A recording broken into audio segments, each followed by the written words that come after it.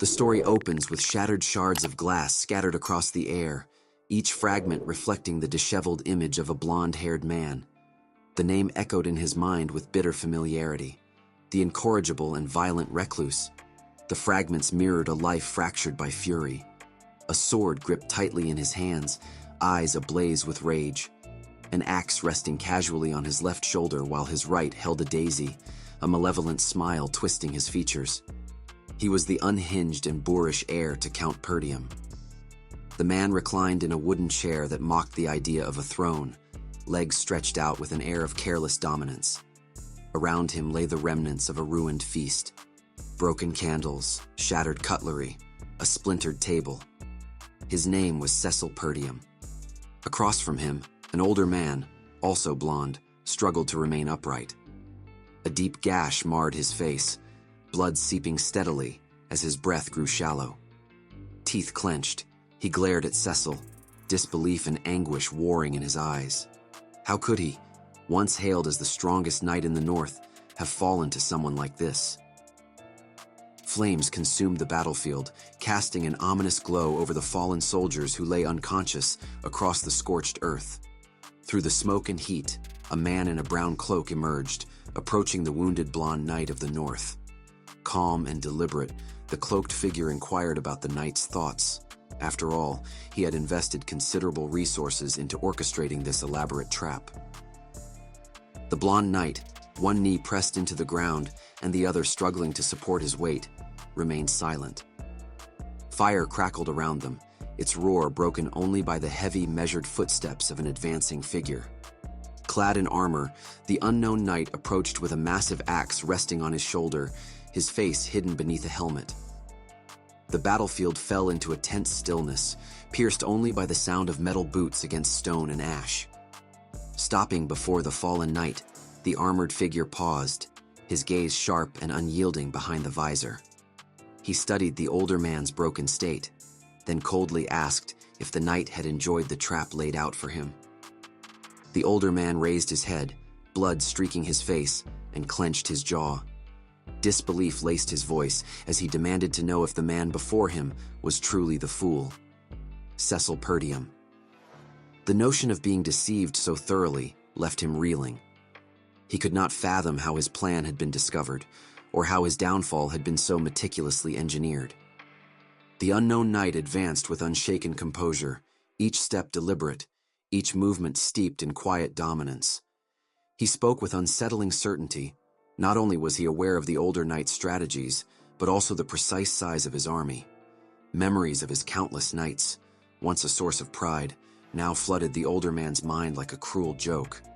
The armored figure continued, revealing he knew of the spies embedded within the ranks, even the secret forces that had discreetly supplied and reinforced the older knight's troops. He knew everything. One piercing blue eye glinted from beneath the helm, locking onto the older knight with an intensity that stripped away any illusion of control. Realization struck like a hammer blow. The famed knight of the north had been manipulated from the very beginning, a pawn dancing on the palm of a master tactician. His breath quickened, uneven and strained. None of this should have been possible. The plan had been buried deep, shared with no one. His voice, heavy with disbelief, rose in desperation as he demanded to know how the unknown knight had learned so much. The question was never answered. A brutal kick landed squarely on his face, sending him crashing onto his back with a dull, echoing thud. Pain exploded across his skull. The armored figure stood over him, his voice cold and resolute as he commanded silence. Let the so-called strongest knight of the north attack as many times as he wished. It would make no difference. He would lose this war. He would lose every war that followed. With fire dancing in the background, the unknown knight slowly removed his helmet. It dropped to the ground with a heavy clang, revealing the face beneath. Cecil Perdium. And in a voice that left no room for doubt, he answered the unspoken question. He always had a plan. 1 year prior, near the borders of the Perdium territory in the Kingdom of Luthania, a temporary encampment of knights lay nestled in calm surroundings. The air was still, the sky peaceful, until a sudden gasp shattered the quiet. Inside one of the tents, a man jolted awake, breath ragged as he stared at his trembling hand in confusion. It was Cecil. His eyes widened with disbelief as he sat upright, a hand instinctively rising to his neck. He was alive. The realization hit him like a wave. This should not have been possible. Only moments ago, he had been... The thought caught in his throat. Fragments of memory surged to the surface. A towering castle perched high on a cliff, its shadow casting long over a battlefield littered with blood-stained blades. A sword, slick with crimson, soared through the air and landed just beyond his reach. He remembered the duel. One knight against another, steel clashing in a final, desperate struggle. Exhausted and wounded, Cecil could no longer stand his ground. His head bowed, blonde hair falling over his eyes, blood trailing from his forehead as he coughed violently, staining the ground red. The enemy knight pressed on without mercy. Each blow deepened Cecil's wounds, tearing through flesh and resolve alike. The final strike sent him staggering backward, his once fiery crimson gaze dimming as the world around him faded into darkness. The opposing knight, clad in radiant gold and adorned with accents of deep orange, stood tall as he raised his hand in silent triumph. A confident smile traced his lips as he declared the battle concluded, addressing his fallen opponent with both respect and finality. Mercenary King Cecil Perdium, one of the 7 strongest men on the continent. With a measured grace, the knight placed a gauntleted hand over his chest, acknowledging that this moment marked not only Cecil's defeat, but the end of a long and brutal war. He was Aiden, the noble warrior whose name echoed across kingdoms, himself counted among the 7 strongest men in the known world. Aiden stepped forward, leveling his blade at Cecil, who knelt battered and bloodied, his body hunched over from exhaustion and pain. Calmly, he asked if Cecil had any final words. Cecil lifted his head slowly, crimson eyes dull but defiant. He had nothing left to say. His only regret was failing to see his vengeance carried through. Fixing his gaze on Aiden, he spoke with bitter resolve, commanding him to finish it. "Do it. Kill me, you filthy bastard." And so knelt the mercenary king, Cecil Perdium, one of the continent's mightiest warriors, unbowed, even in defeat. Aiden let out a bitter, humorless laugh, calling Cecil an arrogant fool. He admitted he had never expected the infamous mercenary to be the heir of the fallen House Perdium. Word had it Cecil vanished after the death of his sister, so the rumors claimed. As Aiden stepped closer, Cecil instinctively flinched. His gaze sharpened, suspicion flaring in his eyes as he demanded to know how someone from a foreign kingdom could possess such intimate knowledge. Raising his hand slowly, Aiden answered without hesitation. How could he not know? There had been a time when he scoured the land searching for Cecil. His expression twisted into a dark, malevolent grin as he revealed the truth. He had joined forces with Duke Delphine to destroy House Perdium. Cecil's head dropped, eyes widening with shock. The revelation struck him like a blade to the gut. Someone had betrayed him, someone close. His mind raced, not with the Duke's treachery, but with the gnawing sense that another presence, unseen and far more insidious, had played a part in his family's downfall. Shadowed figures danced at the edge of his memory, vague silhouettes cloaked in secrecy. Blood rained in his mind, soaking the image of a proud house brought to ruin. And there he remained, slumped, silent, consumed by the weight of revelation. Aiden lowered the blade of his sword until it rested lightly on Cecil's shoulder, his tone dismissive as he remarked that explaining the full truth would be a wasted effort on a man moments from death.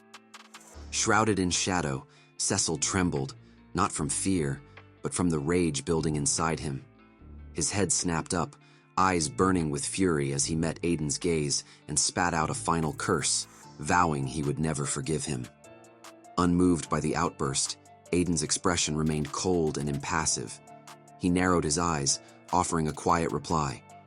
Cecil was free to hate him. It would change nothing. Then, with a single, precise motion, Aiden drew his sword across Cecil's neck. The strike was clean, swift, final. Cecil blinked. He was no longer on the battlefield. Before him sat a wooden barrel filled with still water. He stared into his reflection, the surface rippling slightly as he raised a hand to his neck. It was whole, unmarked. He was certain Aiden had beheaded him. He was certain he had died. And yet, here he was breathing, alive, intact. Cecil patted his face several times, his thoughts a whirlwind of confusion. Had it all been a delusion? A fever dream conjured in the haze of death? As he studied his reflection more closely, a chilling realization struck. He looked significantly younger. Rising to his feet, he scanned the tent, eyes darting left to right, absorbing every detail. The familiar yet distant surroundings felt foreign, as though pulled from a memory long buried. A darker thought crept into his mind. Had he been captured by mages, reduced to some experiment, a living subject for their twisted research? He muttered a curse under his breath, venom lacing his voice. Arrogant fools. If this was their doing, he would make certain they came to regret ever letting him live.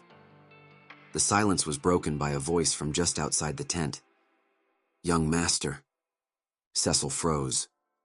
His gaze shifted, eyes narrowing as he turned slightly, catching the figure at the edge of his vision. A man with short brown hair, clad in light armor, stepped into the tent. It was Ricardo, a loyal soldier of House Perdium. He paused upon seeing Cecil already awake and began to speak, inviting him outside. But before another word could leave his lips, a cold blade met the side of his neck. In the blink of an eye, Cecil had closed the distance, now standing behind Ricardo with his sword drawn tight across his throat. With one arm, he locked Ricardo's hands behind his back, ensuring he couldn't move. Cecil's voice was low and steady, laced with threat. He promised the man he would live, but only if he answered his questions. His eyes narrowed, sharp with suspicion and calculation. The thought crossed his mind to end it here and now, to eliminate any risk. Ricardo froze, a tremor running through his body as the pressure of the blade pressed closer. A single bead of sweat rolled down his cheek. His mouth parted, barely able to form the words. "Young master." Their eyes met. Ricardo's wide with disbelief, Cecil's filled with cold, burning clarity. Ricardo, still restrained, let out a long sigh and lowered his head. The entire situation was absurd, even for Cecil. Cecil, blade still drawn, stared at him in confusion. There was no fear in Ricardo's expression, no panic in his voice. It made no sense. In a wary tone, he asked what Ricardo meant by his calm demeanor. With a sharp movement, Ricardo broke free from Cecil's grip and gave him a firm shove. Frustration flickered in his eyes as he explained that Cecil had simply fallen asleep earlier, right after throwing yet another tantrum. Cecil blinked, startled. He had done that? Ricardo, now rubbing his neck to check for any injury, turned back toward him with a raised brow. He asked if the young master had truly slept so deeply that he forgot his own outburst, particularly the part where he insisted on leading the charge against the orcs personally. Cecil's brows furrowed, confusion tightening across his face. Leading the charge against the orcs? His thoughts raced, trying to make sense of Ricardo's words. He echoed them aloud, almost disbelieving. He had fallen asleep after throwing a tantrum. It sounded absurd. Ricardo, unfazed, ignored the disbelief in Cecil's tone. Without looking back, he turned away and began gathering supplies, picking up a small wooden box in one hand and slinging a brown bag over his shoulder with the other. He instructed the young master to collect his belongings and said he'd wait outside. Still rooted in place, Cecil called out after him, asking what belongings he was referring to and where exactly they were going. Ricardo, now by the tent's entrance, adjusted the strap of his bag and answered casually. They were returning to Perdium territory. The words struck Cecil like a blow. He turned sharply, his hand shooting out to grab Ricardo by the shoulder, halting him mid-step. "What did you just say?" Cecil asked, voice low and urgent. Ricardo, caught off guard, glanced back with a puzzled look. "What do you mean?" Cecil's voice dropped to a whisper, laden with disbelief. Perdium? His family's estate, the home that had been reduced to ashes. The place he had watched fall was now waiting for him again. After a long pause, Cecil stepped out of the tent and made his way toward the cliff's edge. The wind brushed past him as he came to a stop, eyes wide with disbelief. Spread out below him was Perdium territory, untouched and whole. The village, nestled in the valley, stood intact. Smoke drifted gently from chimneys, and fields stretched green and orderly. In the distance, rising proudly against the backdrop of the mountains, stood his father's castle, tall and unscathed. Cecil's thoughts spun in chaos. He had seen it all burn. The village, the castle, the land. He had watched it all fall to ruin with his own eyes. Yet here it was, real, untouched. He whispered to himself, questioning the reality before him. Why does it look fine? How can it be whole? Ricardo, overhearing his murmured disbelief, stepped closer. He raised a hand to his mouth and spoke in a hushed tone, half joking, half concerned. Did the young master have some sort of nightmare? Shaking his head with a small sigh, Ricardo added that while they might not be the wealthiest of noble houses, it was dangerous, reckless even, for Cecil to speak such wild things. If his father heard him claiming the territory had been destroyed, he warned, there was a real chance he'd be disowned. Cecil, still struggling to comprehend what lay before him, pinched his cheek sharply. The sting was real, far more painful than expected. This wasn't a dream. Ricardo, watching him from a short distance, shifted uncomfortably, a puzzled look growing on his face as he took a cautious step back. Cecil remained at the cliff's edge, silently retracing the events since waking. His reflection had appeared younger.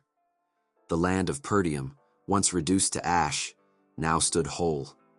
The only conclusion he could draw, he had returned to the past. He stared down at his hands, smaller and unscarred by the trials of war. The truth sank in like a stone in water. As a child, he had resented his family's poverty.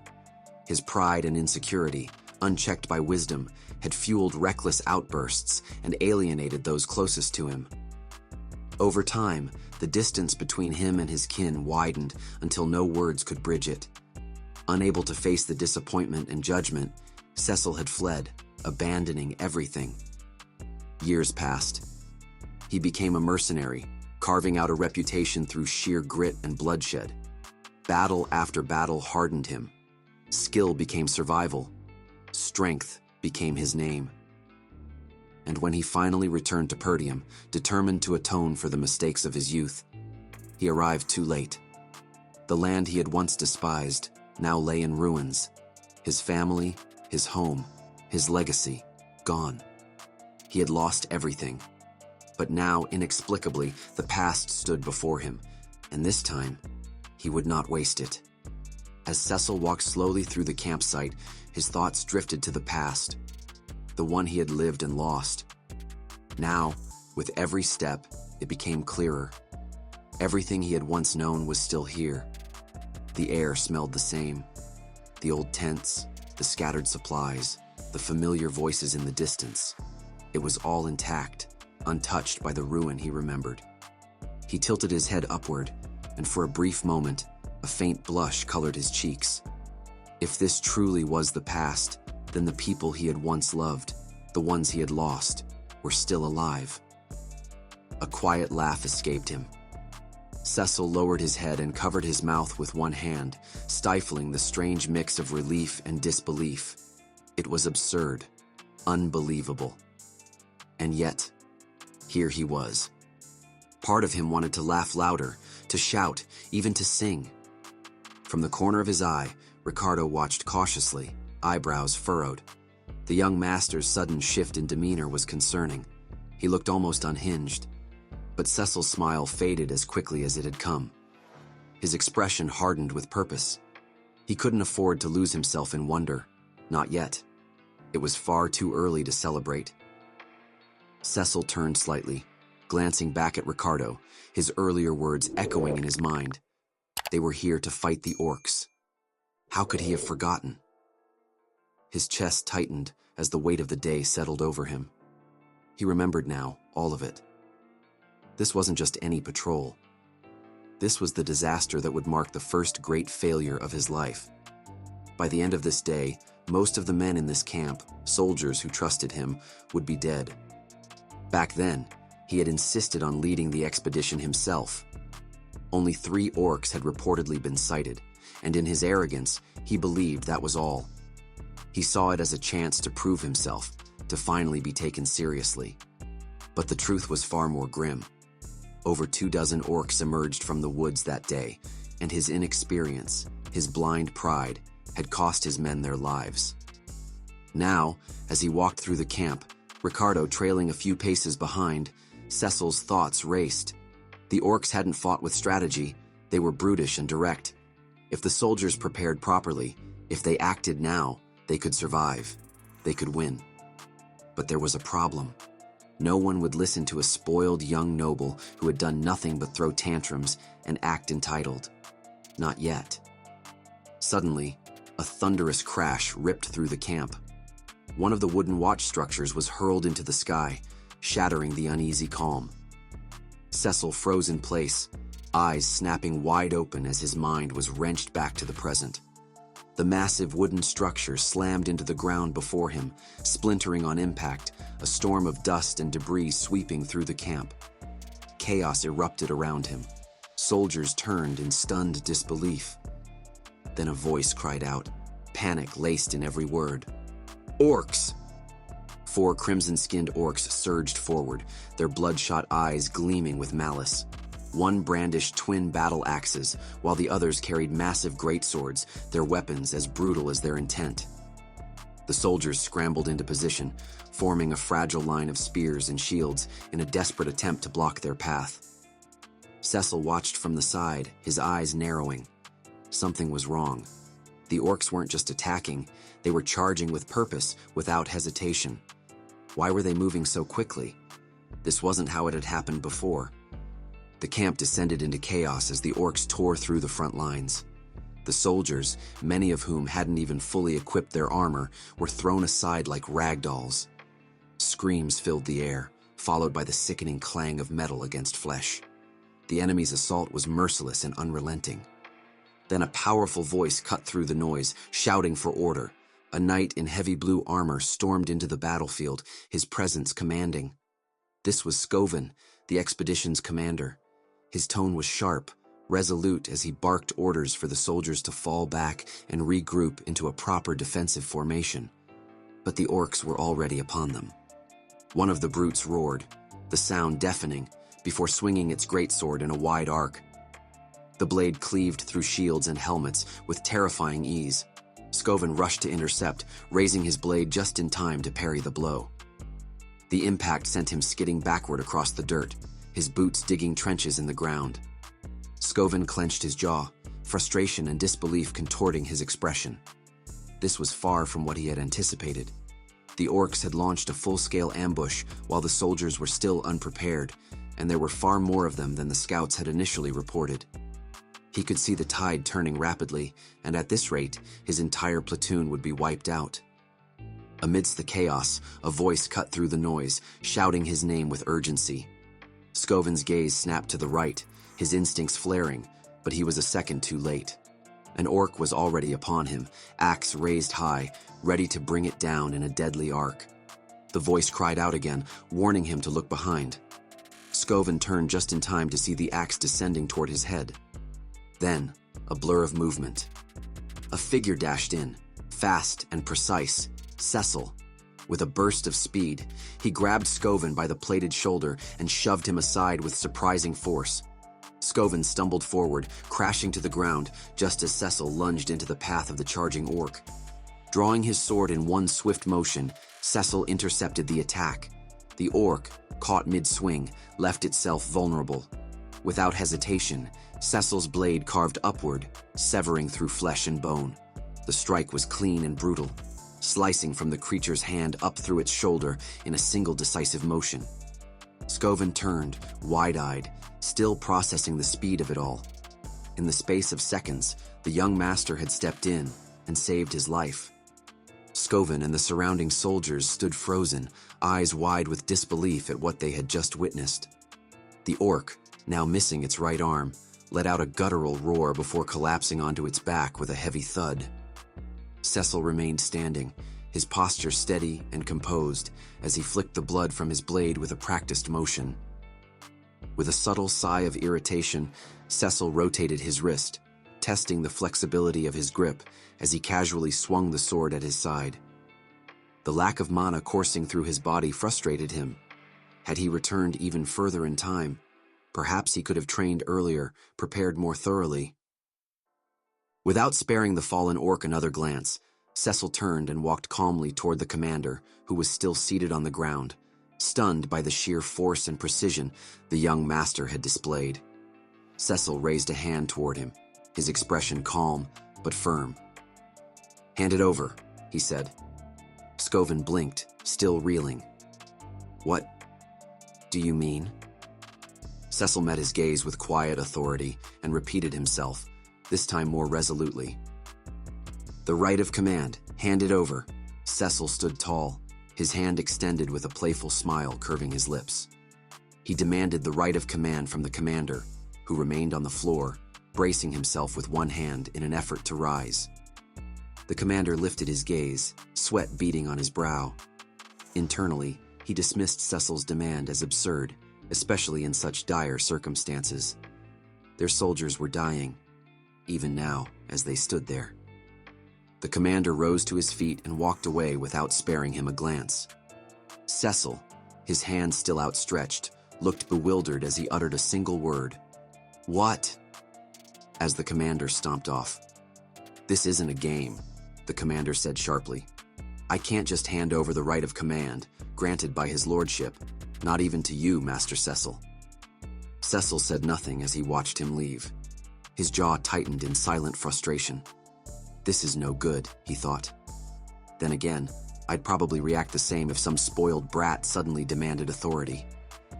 Suddenly, a deafening roar erupted from the side, drawing the attention of both Cecil and the commander. A massive orc charged toward them. The commander swiftly positioned himself between Cecil and the beast, barking an order. "Fall back. You don't have the experience to lead the soldiers." Cecil, baffled by the commander's audacity, hurled his sword without hesitation. "You leave me no choice," he said as the blade whistled past the commander, who barely dodged in time. The commander whirled on Cecil, seizing him by the collar. "What do you think you're doing?" he demanded. Cecil remained silent. Before the commander could shout again, a wet thunk cut through the air. He turned to see Cecil's sword embedded deep in the orc's forehead. Blood seeped from the wound as the beast staggered, then collapsed at their feet, dead before it even hit the ground. The two men stood in stunned silence, staring at the fallen creature. The commander stared in disbelief, his voice barely a whisper. How did he strike the orc's vitals like that?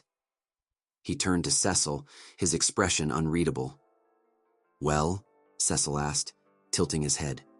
"Do you know what's most important in battle?" The commander remained silent, sweat beading on his brow. Around them, the soldiers faltered.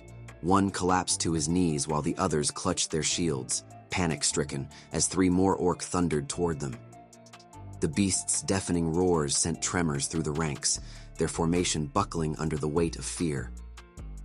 "No one wins a fight cowering," Cecil said, his grin sharp.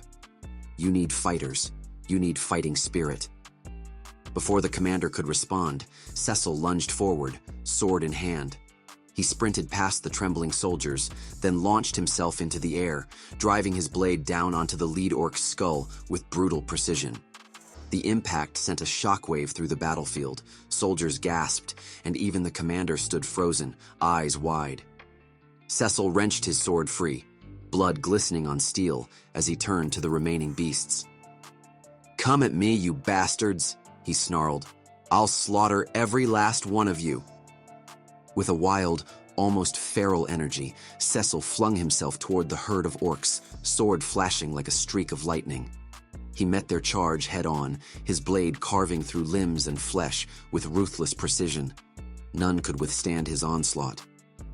The commander could only watch in stunned silence as the beasts fell one after another.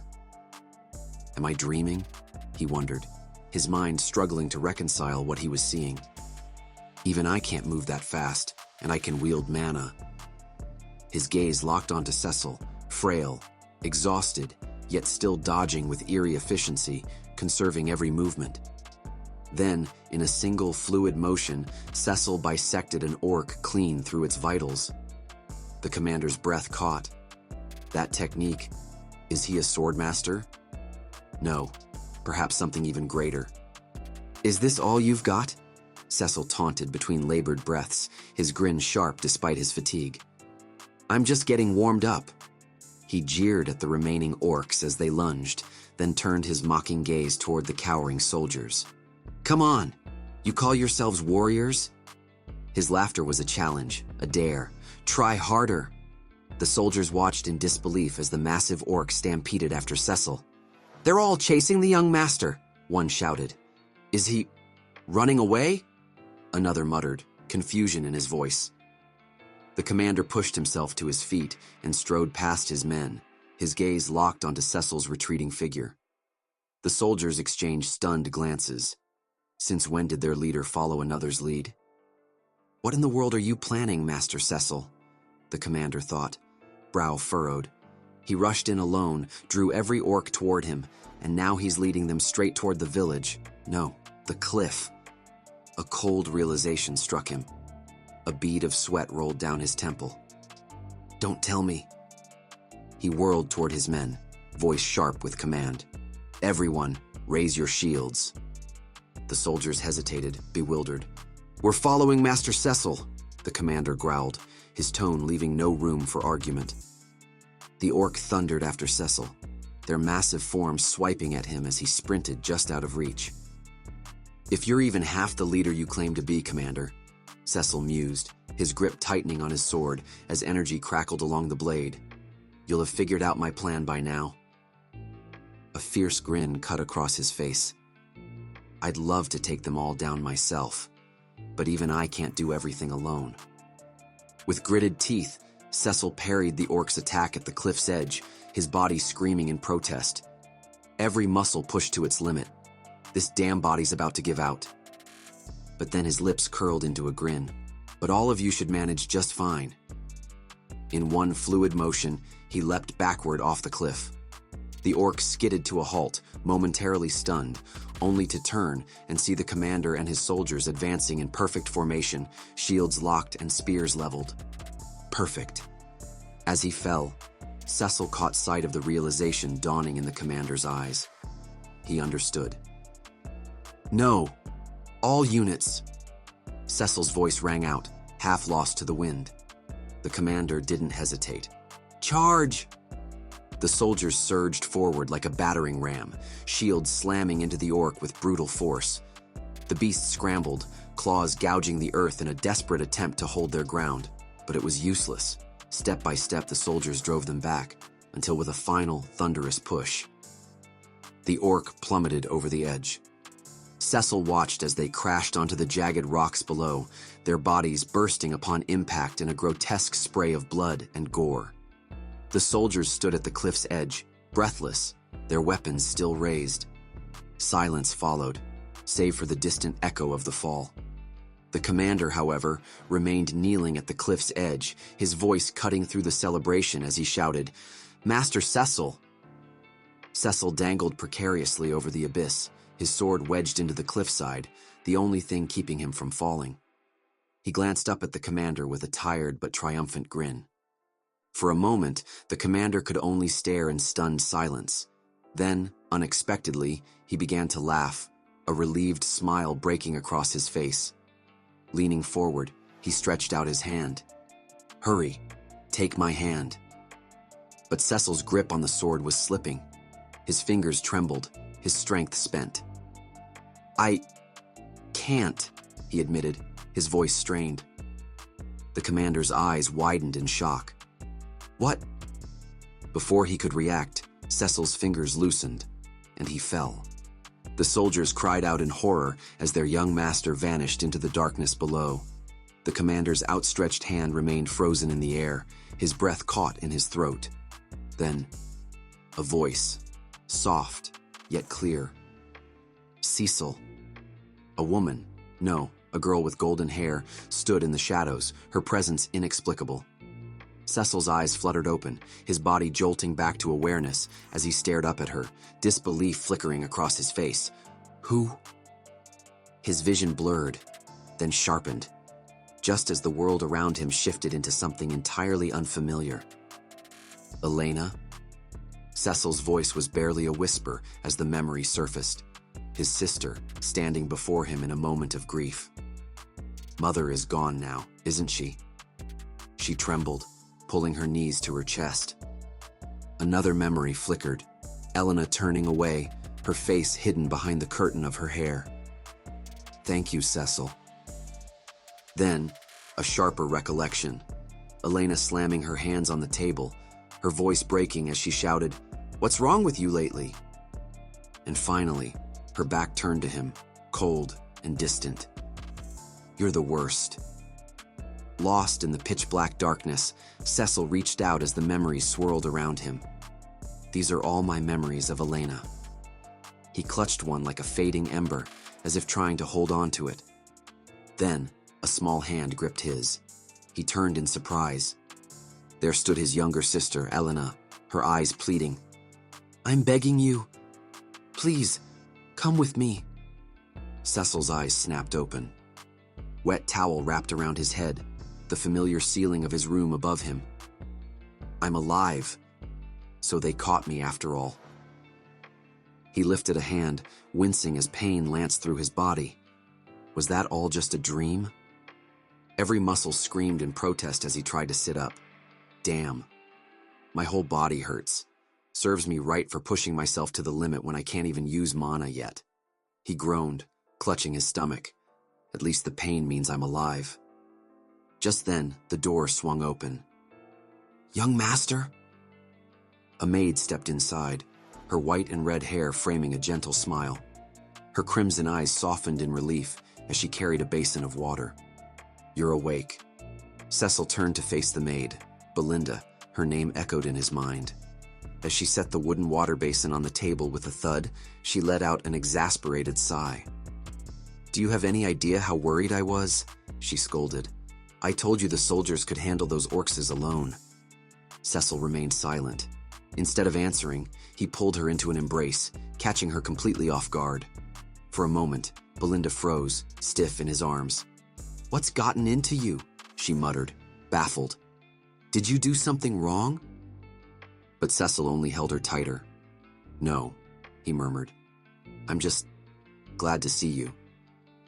Memories flashed through his mind. Belinda, his ever-patient tutor, standing by him no matter how much trouble he caused. She had been his constant support, his guiding light. And then, when the Perdium territory fell, she had vanished. He'd thought he'd never see her again. I didn't think I'd ever get to reunite with you, he admitted, his voice low. Belinda's cheeks flushed slightly as she awkwardly patted his back. We see each other every day, you know, she said with a nervous laugh. But Cecil's grip on her shoulder suddenly tightened. His expression darkened, his gaze sharpening into a glare. I have to tell her, he realized. She needs to know. Listen closely, Belinda, he said, his voice grave.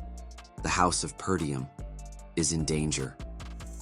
Belinda froze, her hands pausing mid-motion as she processed his words. What? How could you possibly know that? She whispered, eyes widening. Cecil took a steadying breath before responding in a hushed tone. You see, I died. I was resurrected. And... Before he could finish, Belinda suddenly closed her eyes and let out a soft chuckle. Oh, Cecil. You died at the hands of those orc? She shook her head as she began straightening his bedsheets. Honestly, right now it's you who's in danger, not House Perdium. Her voice took on a familiar scolding tone. You need to stay out of trouble. Cecil retreated a step, frustration tightening his jaw. She wasn't taking him seriously. This was hopeless. Crossing her arms, Belinda continued, And grief. What if you'd been too injured to attend the upcoming festival? At her words, Cecil visibly flinched. The festival, he murmured, his gaze turning distant. Belinda scratched her cheek awkwardly. You haven't forgotten already, have you? Lady Elena has been so looking forward to going with you. A framed photograph of Elena and himself as children. Cecil walked to the dresser and picked up the frame. Wouldn't it be wonderful if you two could make up? Become close again like you used to be? Cecil stared at the photo, a forgotten recollection surfacing. That's right. There was always a festival around this time of year. His voice was barely audible. Do you think so? In his past life, he'd cared nothing for the festival, too consumed by the trauma of the failed expedition. But now, studying the image of his smiling sister, he turned to Belinda with sudden urgency. When is it? Belinda tilted her head in thought. Let me see. It's in about a week. A week, Cecil repeated tonelessly, his back still turned. At that moment, the door creaked open.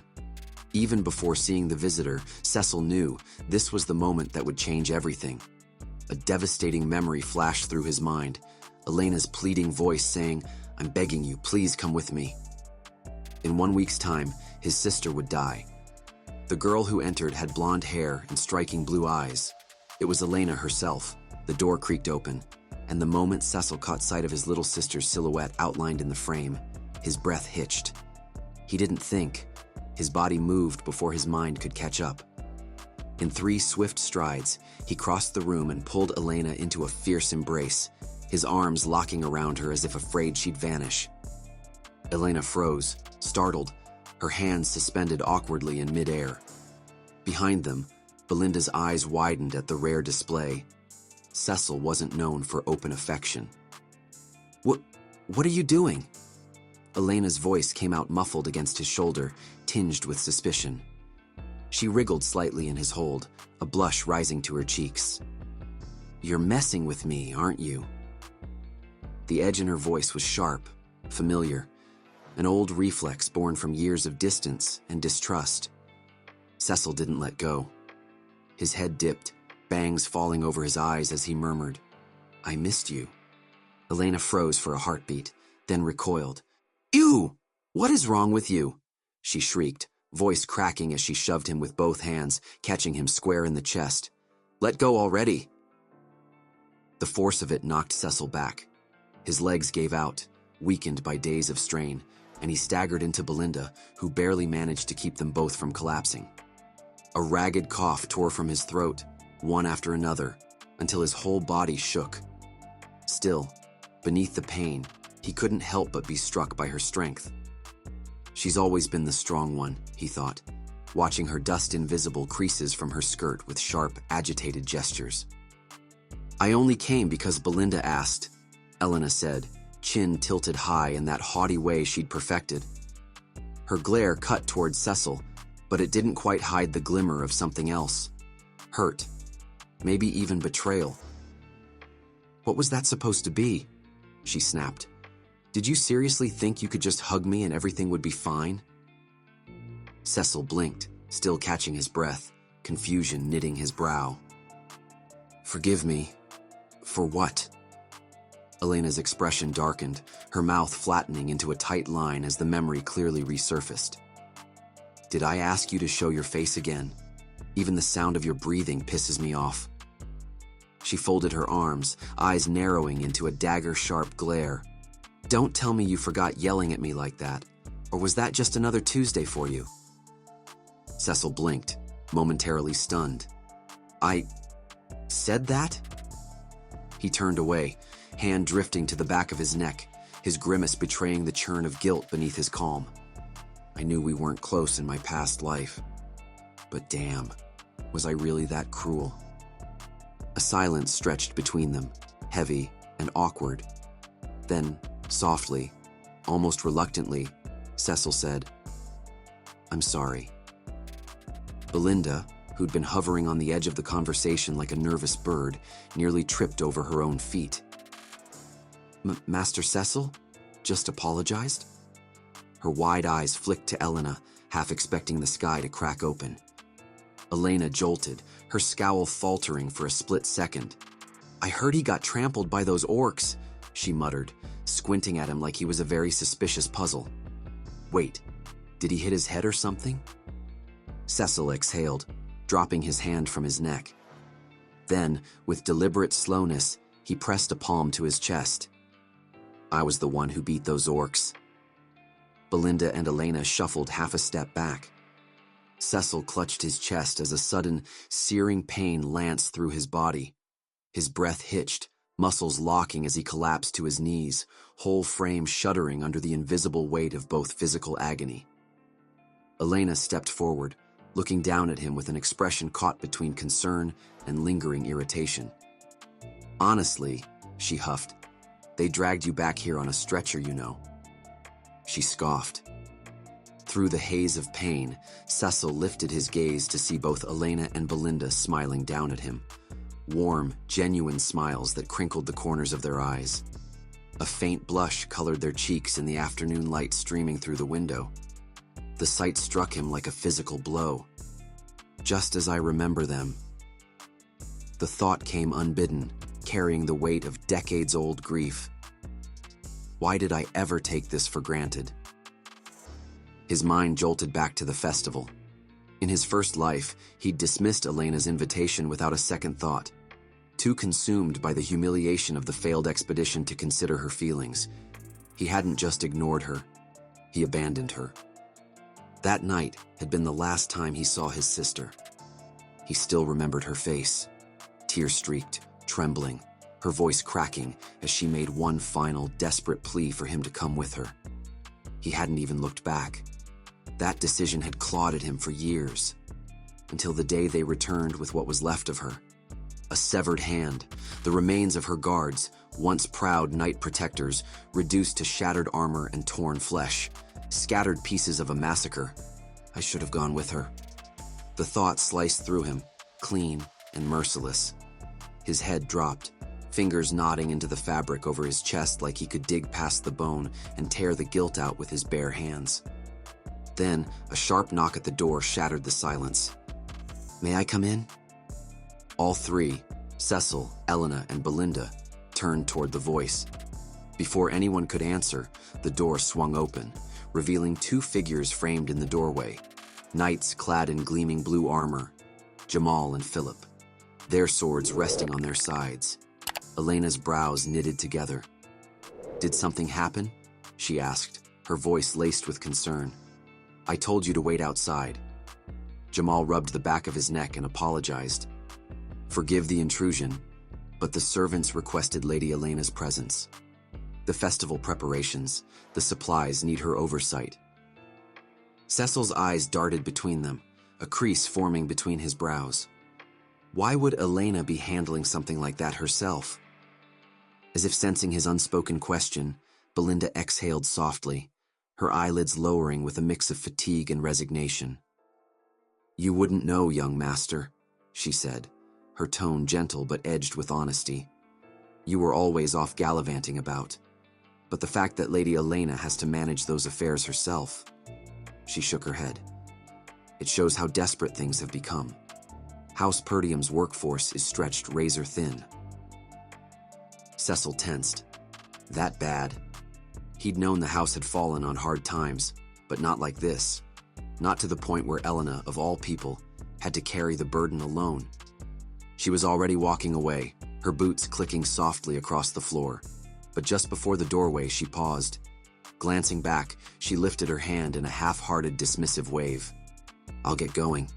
Try not to collapse or something." Cecil didn't reply. He simply watched her go, a bitter thought rising unbidden.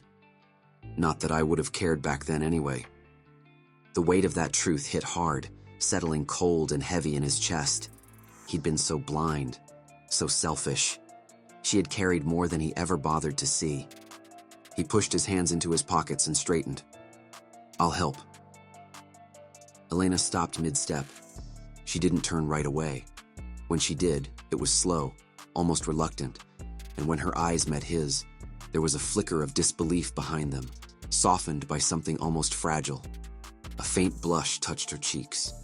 Beside her, Belinda went rigid, her mouth falling open in stunned silence. The young master volunteered? Elena narrowed her eyes suspiciously. Maybe he really did hit his head. Cecil didn't respond. He just held their gazes, calm and unreadable. Outside, the village bustled with festival preparations. Stalls were being erected, banners strung between posts, and the scent of roasting meats and spiced wine already lingered in the air. Maids and servants darted about, their arms laden with decorations and supplies, until a loud voice cut through the clamor. "I'm telling you, I can help!" Every head turned. The maids flinched, a few even took a step back. Elena groaned, pinching the bridge of her nose.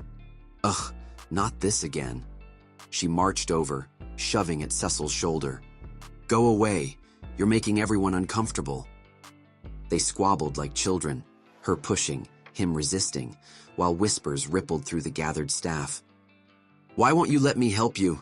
Cecil demanded, frustration bleeding into his voice. Elena planted a firm hand against his face and shoved. "You are helping, by staying out of the way."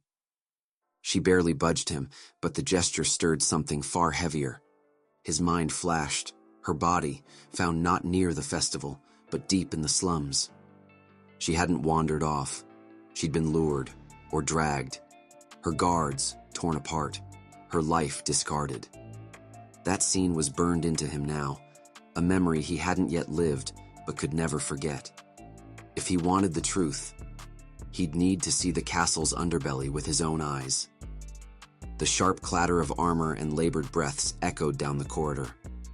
A guard rounded the corner, half running, half staggering. "Master Cecil!" The familiar rasp made Cecil turn. It was Fergus. Old, gray-bearded Fergus, his face flushed with exertion, sweat beating down his temples as he stumbled to a stop. "You're safe. Thank the stars," he gasped, pulling a crumpled handkerchief from his sleeve and dabbing his forehead. "I ran the second I heard. Those damned orcs. They said you were—" His words broke off in a wheeze. Then, before Cecil could speak, Fergus gripped his shoulders with a strength that belied his years.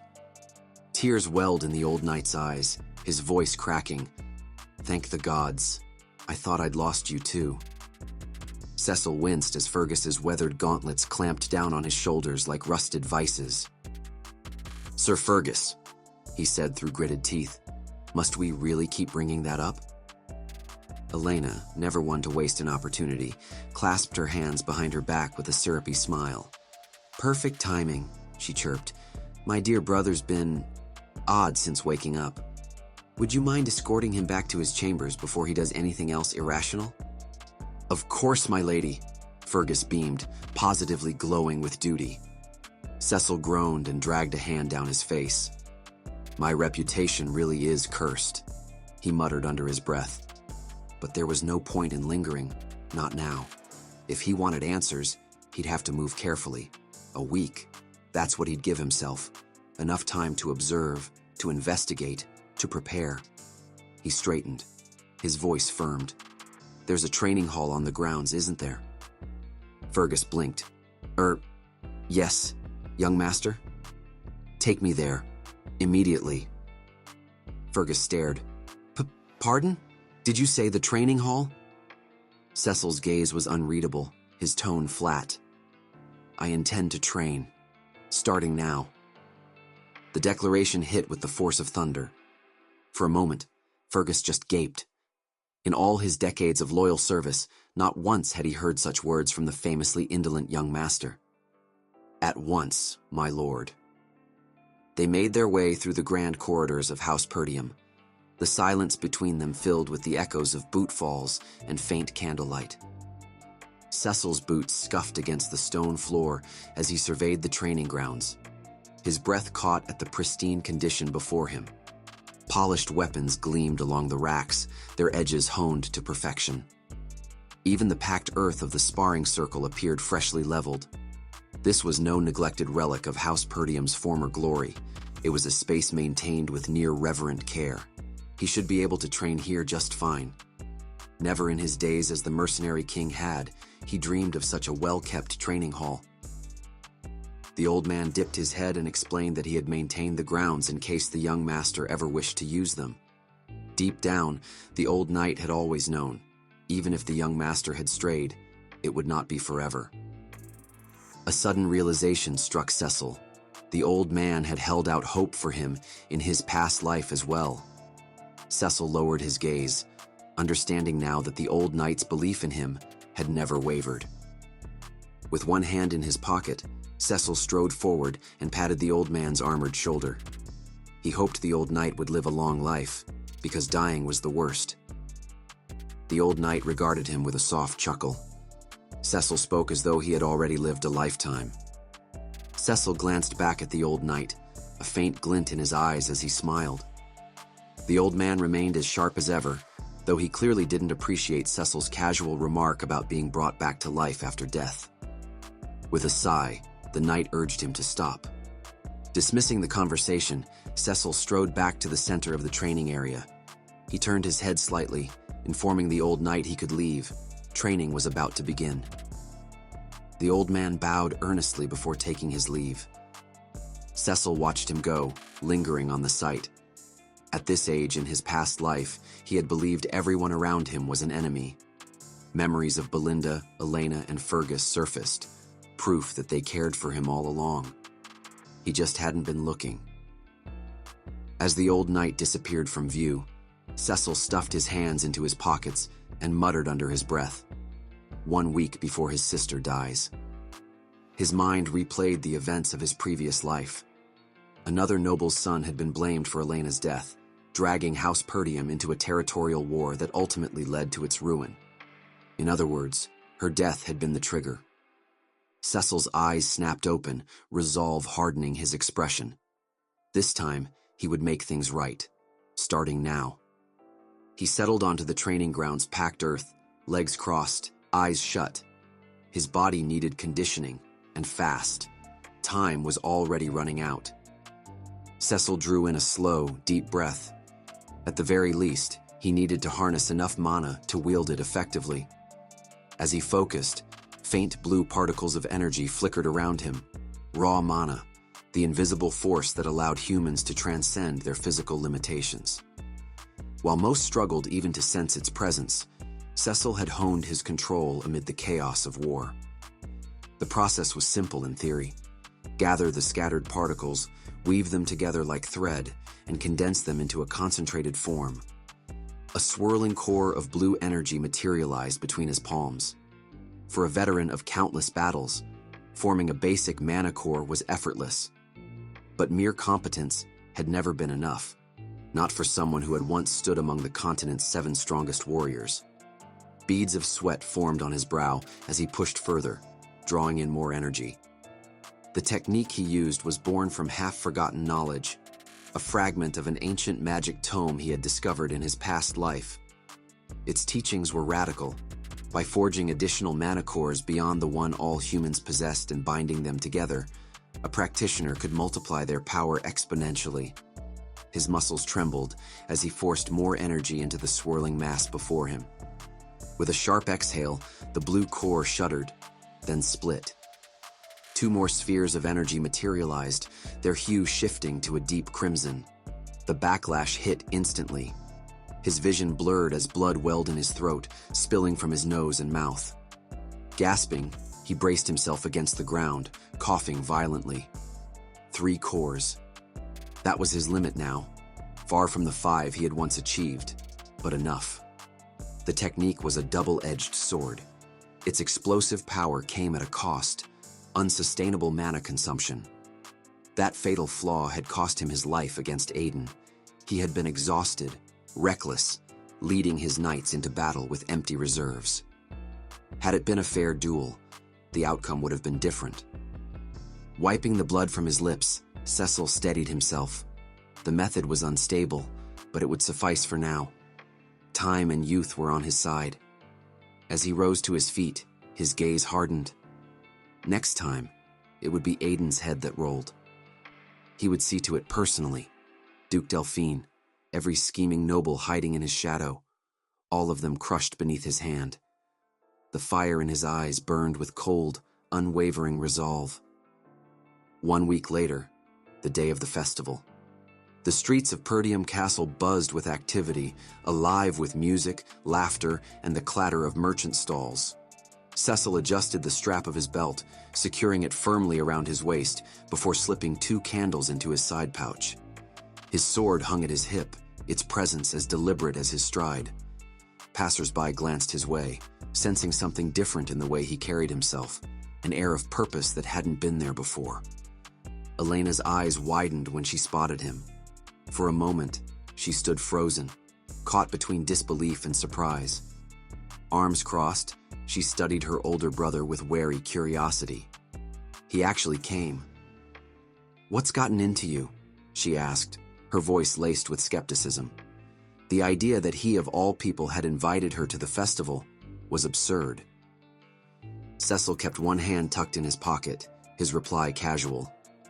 Everyone from House Perdium should enjoy the festival. Elena's lips twitched into a sheepish smile. "You've been acting strange lately," she pointed out. Rumors had reached her, how he'd spent the entire week training, as if possessed by some newfound discipline. He huffed, rubbing the back of his neck. "What's so strange about the successor to a house of knights actually training?" "You never cared about that before," she shot back, eyes narrowing. "In fact, you told Father he was irritating and should just hurry up and hand over his title." The memory made Cecil stiffen. Before he could retort, Elena turned on her heel, clasping her hands behind her back. A soft chuckle escaped her as she gazed ahead, avoiding his eyes. "I prefer this side of you." Cecil blinked, brow lifting as he studied her. The smile on her face was one he hadn't seen in years, gentle, unguarded. "It's like you're back to your old self," she added. His gaze shifted away, a quiet realization settling over him. In just a week, his actions had already begun reshaping the attitudes of those around him. The future, too, was shifting, bit by bit. Behind them, Belinda stood with one hand on her hip, the other jabbing a finger at Knights Jamal and Philip. "Keep an eye on the young master at all times," she ordered. "With so many visitors in town, we can't afford him causing a scene." The 2 knights exchanged nervous glances before nodding. "Don't worry," Philip assured her. "We'll make sure he stays out of trouble." But Cecil had no intention of causing trouble today. He had far more important things to do. Though the overarching flow of events remained familiar, Cecil couldn't predict every ripple of change his actions caused.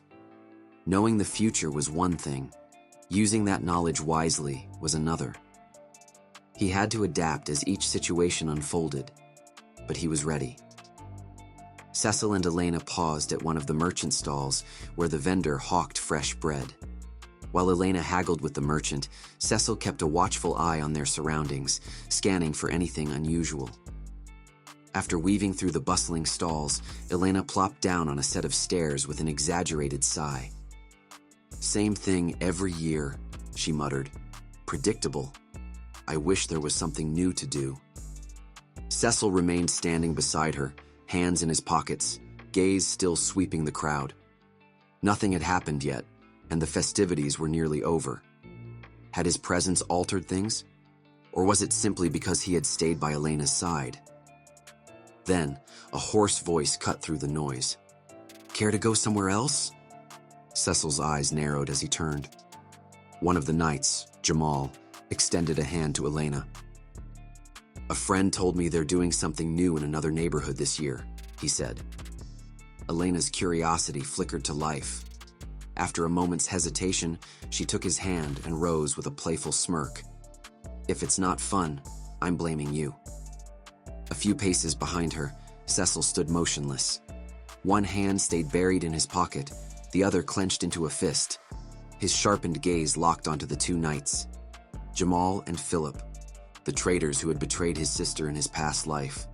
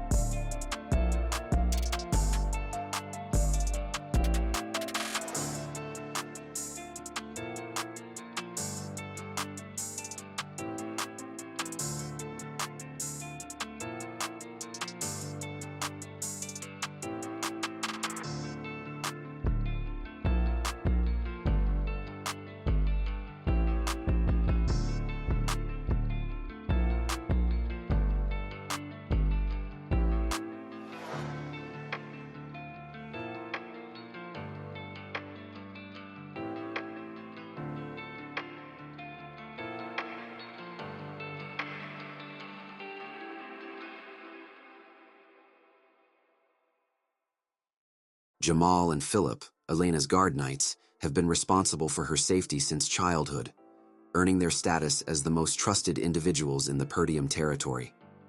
Rumors once claimed they were killed protecting Elena, though this may have been a cover-up. Jamal, at the front of the group, extended his hand with a smile and announced their arrival.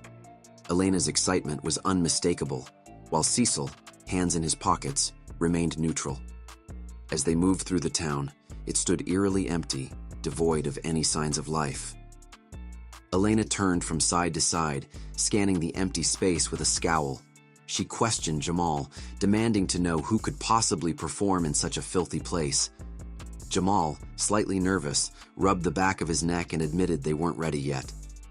He continued speaking, trying to reassure her that preparations would begin soon. But Elena planted her hands on her hips and shouted in anger, refusing to believe anyone could perform there. Meanwhile, Cecil ignored their argument, quietly observing their surroundings. His eyes narrowed as he noticed the strategically placed wooden boxes and barrels. The area was unnervingly silent, with houses dark and lifeless. At first glance, it resembled any other abandoned street, except for the obstacles deliberately blocking all exits. Before Cecil could dwell further on the implications, Elena abruptly linked her arm with his and began stomping away. Jamal, now panicked, stretched out his hands in protest, insisting they had come too far to leave without giving the performers a chance. But Elena, dragging Cecil along, huffed in frustration, declaring she had no intention of staying. This had to be the wrong place. Cecil regained his composure and turned to his younger sister, dryly asking if she worked out, given her surprising strength. Elena shot him a sharp glare, her brows twitching as she demanded to know what he meant by that. Without thinking, she backed into something solid, or rather, someone. Philip. His eyes burned with an almost possessive intensity as he loomed over her, his voice chilling as he suggested they stay a while. Elena's body tensed instinctively, her voice unsteady as she called out to Philip. Jamal and Philip moved in, subtly cornering Cecil and Elena. Elena tightened her grip on Cecil's arm, muttering that something was wrong with them. Their behavior was off. Her voice trembled with fear. Jamal lowered his gaze, scratching the back of his neck as if hesitant. In a measured tone, he assured them they hadn't meant to frighten the young lady. But when he looked back up, his calm facade cracked, twisting into an ominous smile. He clapped his hands together and declared they had accepted a very lucrative deal. Elena recoiled, whispering the word deal in disbelief. Then footsteps echoed through the deserted streets. 3 men emerged from the shadows, clad in trench coats with their hands tucked inside their pockets. Their faces remained obscured until the one in blue tilted his head up, the dim light catching on his vintage round glasses. Frank, his full title unknown, smiled. They had fulfilled their end of the bargain. Jamal turned his back on Cecil and Elena, striding toward Frank and the 2 hooded figures. Extending his arm to the side with a grin, he declared they had succeeded in delivering Lady Elena as promised. Eager to conclude the matter, he insisted they proceed without delay. Frank, his eyes hidden behind the glare of his round glasses, observed that the Count's son was also present, an unexpected addition to their arrangement. Elena trembled, clutching Cecil's arm tighter, while Cecil remained outwardly composed, his demeanor unshaken. With a slight lift of his hand, Jamal let out an amused snicker. He remarked that they might as well take Cecil at no extra cost, mocking him for walking blindly into what would become his grave. Cecil had finally heard enough. He strode toward Jamal and Frank, hands casually tucked in his pockets, his tone icy as he remarked on Jamal's betrayal. Did Jamal truly believe he would escape consequences for this? His words snapped their attention toward him. Jamal responded with a laugh, a sly grin spreading across his face. He taunted Cecil to worry about himself instead. After all, he and Philip would soon be far from this wretched place. They were done scraping by in a territory constantly under siege by barbarians, living in misery. With a confident gesture, Jamal raised his hands, declaring they weren't the only ones desperate to leave. But before he could finish, Cecil lunged forward in a flash, his blade slicing cleanly across Jamal's chest. Jamal's vibrant eyes dimmed instantly. Blood gushed from his mouth as his body crumpled. Behind Elena, Philip gasped in shock. Elena herself recoiled, stunned by the young master's sudden brutality. Even Frank stood frozen, momentarily speechless. Jamal's body split cleanly in two as it collapsed to the ground with a heavy thud. Cecil stood unwavering, his form enveloped in a crackling blue mana shield. Their territory's poverty could never justify such betrayal. The energy around him intensified as his gaze sharpened with lethal focus. Philip, now panicked, seized Elena with one arm while fumbling for his sword with the other. He muttered in disbelief. How could a seasoned knight fall to someone considered weak? Before he could react further, Cecil's blade shot through the air, embedding itself in Philip's forehead with a sickening thud. Philip gasped, eyes rolling back as blood streamed down his face. Impossible, he choked out before collapsing lifeless to the ground. Elena rushed to Cecil, clinging to his waist as she stared at Philip's corpse in shock. Cecil remained silent, his mana growing more oppressive. One of the hooded figures turned to Frank, questioning whether this could truly be Count Perdium's son, the same young master rumored to have no combat training.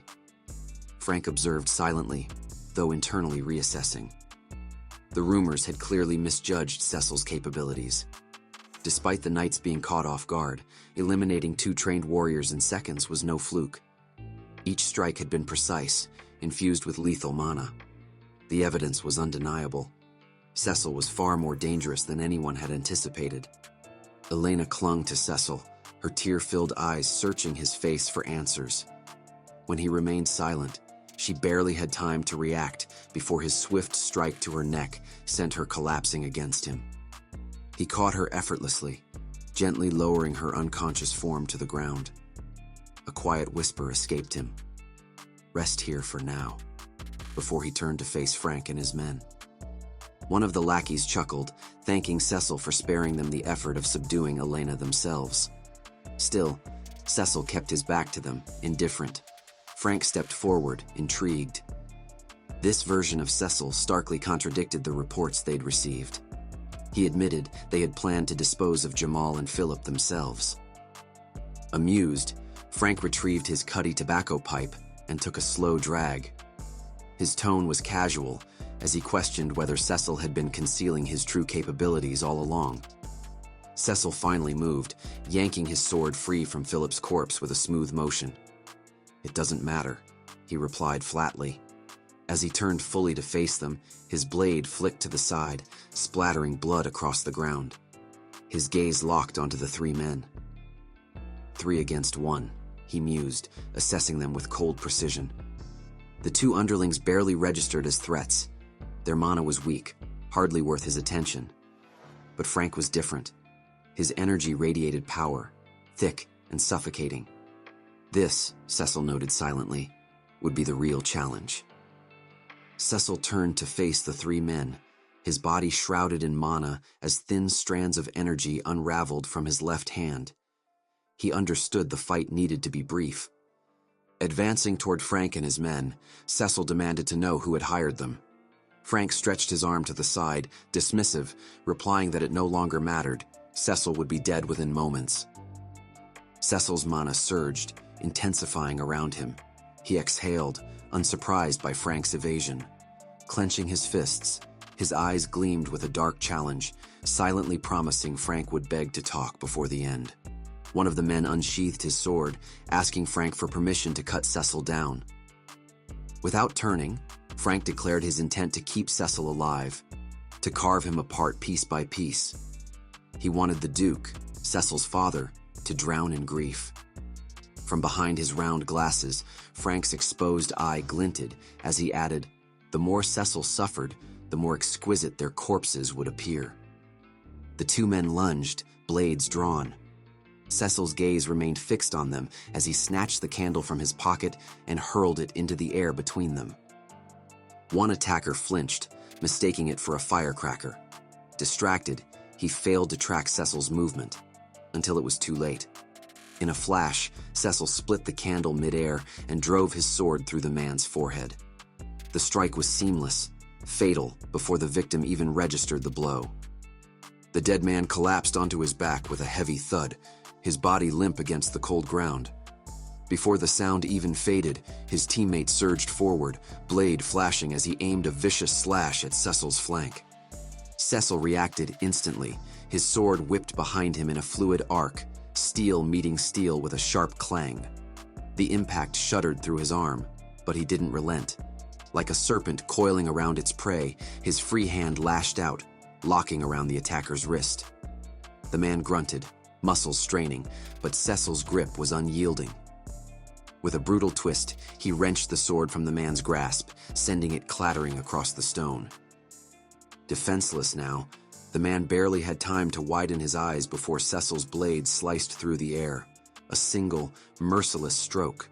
The steel cleaved through flesh and bone with terrifying precision, severing the man's head from his shoulders in one clean motion. The head toppled, the body crumpling after it, blood pooling in a dark, spreading stain. No time to breathe, no time to think. A primal instinct flared in Cecil's mind, danger behind him. His pupils dilated as he sensed the rush of movement, the whisper of steel cutting through the air. Frank's sword came down in a deadly arc, aimed straight for his spine. Yet Cecil was already moving.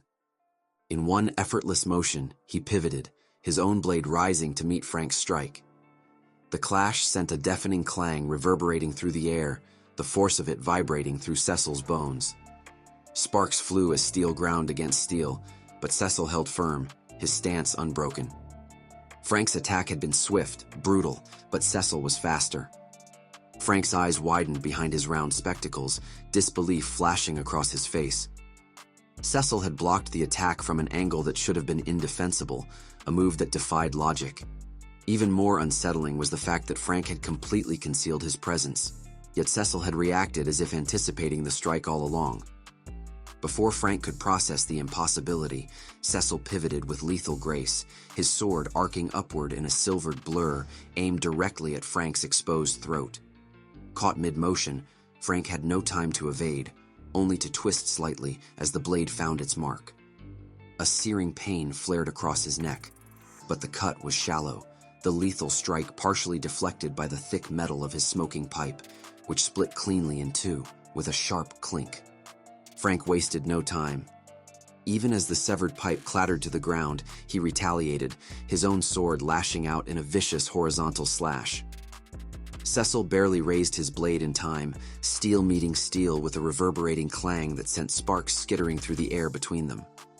A faint hiss filled the silence as mana bubbled along the shallow wound on Frank's neck, the flesh knitting itself back together in eerie luminescence.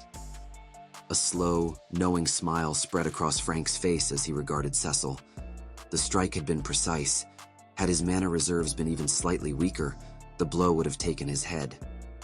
Cecil gritted his teeth, frustration simmering beneath his controlled exterior. Damn bastard. He'd aimed true, yet Frank's reinforced mana had absorbed most of the damage. Frank exhaled, his mana flaring with renewed intensity, the air around him distorting under its pressure. I don't know where a whelp like you learned such an unorthodox style, he mused, voice laced with dark amusement. But it doesn't matter. His lips peeled back, baring teeth in a predator's grin. You'll die here all the same. And with that, the last vestiges of restraint vanished. Frank's killing intent solidified. The game was over. Gripping the hilt of his sword with both hands, he channeled more mana into the blade, remarking on Cecil's unorthodox fighting style. Impressive for someone so young, yet futile in the face of imminent defeat.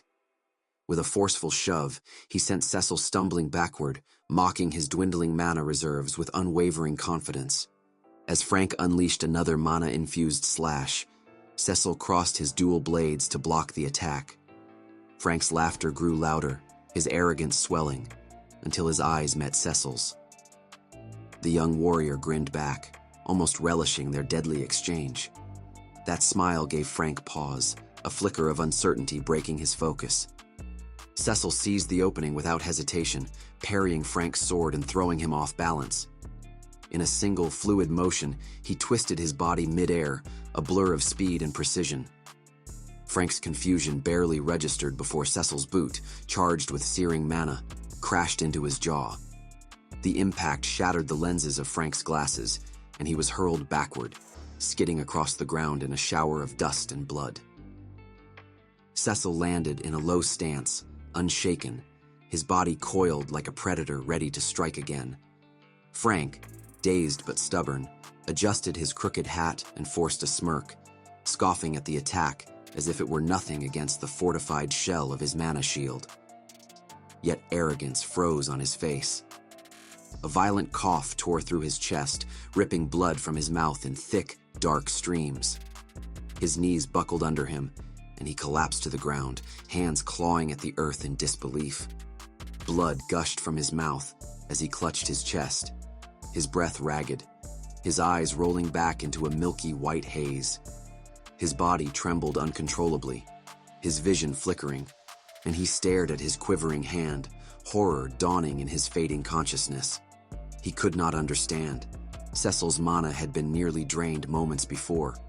Yet now, somehow, it had surged past his defenses, tearing through the shield he had believed impenetrable. Cecil closed the distance with cold, deliberate steps, his body cloaked in a furious red aura. Frank lifted his head slightly, confusion clouding his bruised pride, unable to comprehend how someone like Cecil had brought him to his knees. In his past life, Cecil had died never knowing the truth of Elena's murder. Now he knew. It had been Frank. The weight of that revelation fueled him.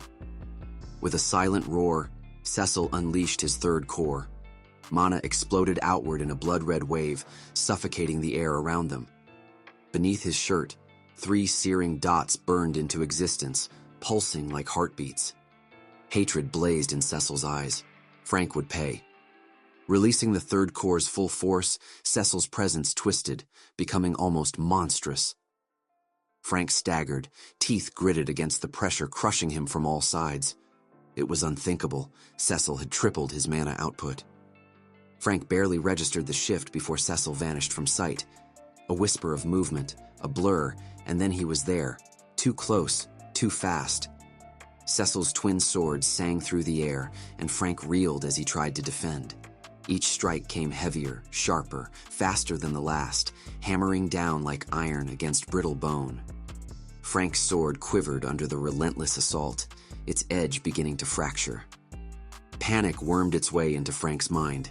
He clung to reason, trying to convince himself that no one could sustain such a surge for long. But Cecil's transformation shattered every law of battle Frank knew. This was not a burst of strength. It was evolution. The endless blows pushed Frank past his limits. His sword cracked, splintering with a sharp snap. Cecil's final strike sent him stumbling backward, wide open, defenseless. Frank, gasping for breath, realized too late. There were techniques in this world he had never even dreamed of, and he was facing one now.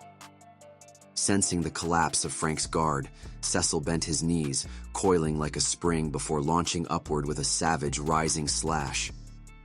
Frank could hardly comprehend what he was witnessing. Cecil was no longer the man he had once known, but something far more terrifying. Mana-infused blades crashed through Frank's sword, shattering it into a spray of glittering shards. In the fractured reflection, Frank caught a glimpse of his battered, broken face. Without hesitation, Cecil drove one of his swords deep into Frank's chest. Blood welled up at the corners of Frank's mouth as his eyes turned pale and unfocused. A guttural cry tore from his throat, but Cecil cut it short with a crushing grip around his neck, pinning him against the wall, the blade still buried in his gut. Leaning in close, his voice low and mocking, Cecil murmured, "Shall we continue where we left off?" Cecil's demand was clear and unwavering. Who ordered the hit? Frank, defiant even in agony, fidgeted with his hand. He refused to let it end like this. In a desperate move, he produced a concealed dagger, his gaze shifting toward Elena. If nothing else, he would take her down with him. With a flick of his wrist, he aimed the short blade, but before he could strike, razor-thin threads of mana coiled tightly around his arm, freezing him in place. Cecil pressed his sword deeper into Frank's body and offered a cold proposition. Answer the question without any more dirty tricks, and he would withdraw the blade. Frank's body trembled as he stared down at the mana threads binding his wrist. He realized, too late, that Cecil must have set this trap earlier, perhaps during the skirmish with the two guards. He recalled the faint strands of mana wrapping around him back then. Cecil's control was flawless, his expression glacial as he issued a stark warning. Resist, and the consequences would be irreversible. He added that someone with Frank's level of mana handling should be able to patch themselves up, unless, of course, their mana core was destroyed. Frank's eyes widened in horror. He could feel Cecil's mana-infused sword inching dangerously closer to his core. A scream tore from his throat as he felt the faint, sickening crack of his core beginning to splinter. Panic surged through him. Desperately, he snarled at Cecil, accusing him of madness.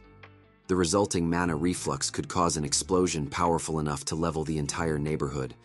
It would be suicide.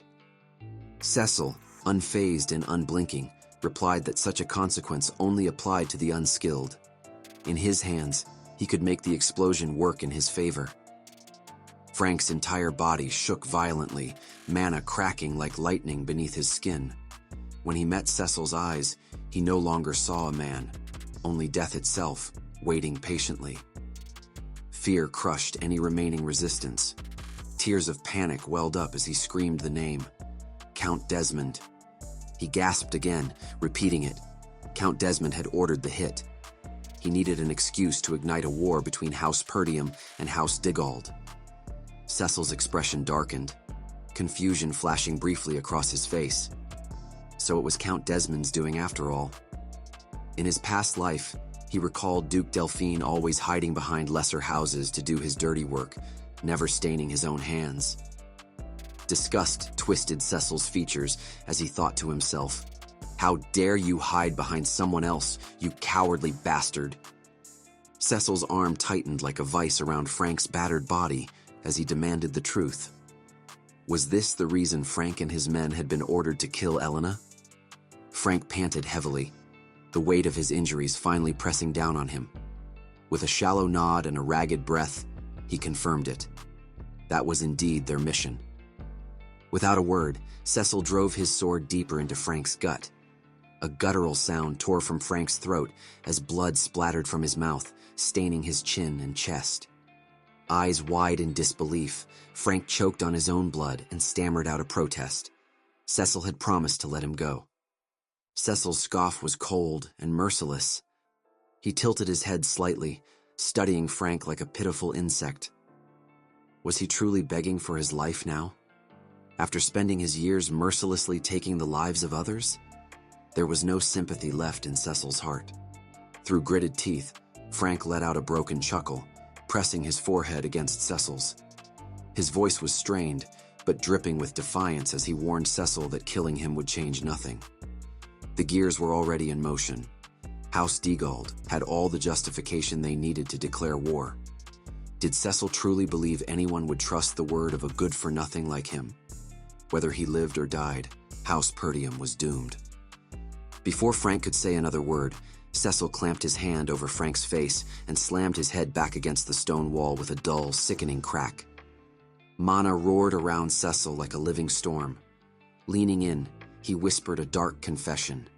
He had already died once before and clawed his way back to life. This time, he vowed, things would not end the same.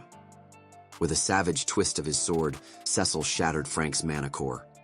An agonizing scream ripped from Frank's throat as arcs of mana split through his body like white-hot lightning. His power burst upward, tearing into the clear night sky, exploding into brilliant, chaotic fireworks that illuminated the dark battlefield in eerie colors. When the light finally faded, Frank's lifeless body crumpled to the ground. Blood sprayed across the wall behind him like a grotesque mural. Cecil stood amidst the silence, surveying the grim aftermath. Jamal and Philip's corpses lay sprawled nearby, traitors who had lured his sister into a death trap. His gaze softened when it found Elena, lying unconscious but untouched. Her chest rose and fell in peaceful rhythm, oblivious to the carnage around her. The tension drained from Cecil's body. He released his blood-soaked sword with a heavy clatter, closing his eyes as he tilted his head toward the heavens. A shuddering sigh escaped him, relief, guilt, and exhaustion bleeding together. Then pain crashed down on him. His body buckled, and he collapsed to one knee, coughing up thick gouts of blood. Wiping his mouth with the back of his hand, Cecil grimaced. Releasing 3 mana cores had been effortless when he was the Mercenary King. Now, it was a brutal reminder of how much he had lost. Gritting his teeth, he forced himself to stand. He could not afford to collapse yet. Across the courtyard, an abandoned house loomed. He staggered toward it, kicking the door open with a bang. Inside, a nauseating stench filled the air. Blood-stained white bags were strewn across the floor. One had split open, revealing a pale, lifeless arm. Cecil approached, breathing heavily. He recognized the corpse immediately. Blonde hair matted with blood confirmed it. Count Dugald's son. He turned to the second bag, deducing it must be the young prince's knight, slain to make them appear complicit in Elena's supposed murder. The memory hit him hard.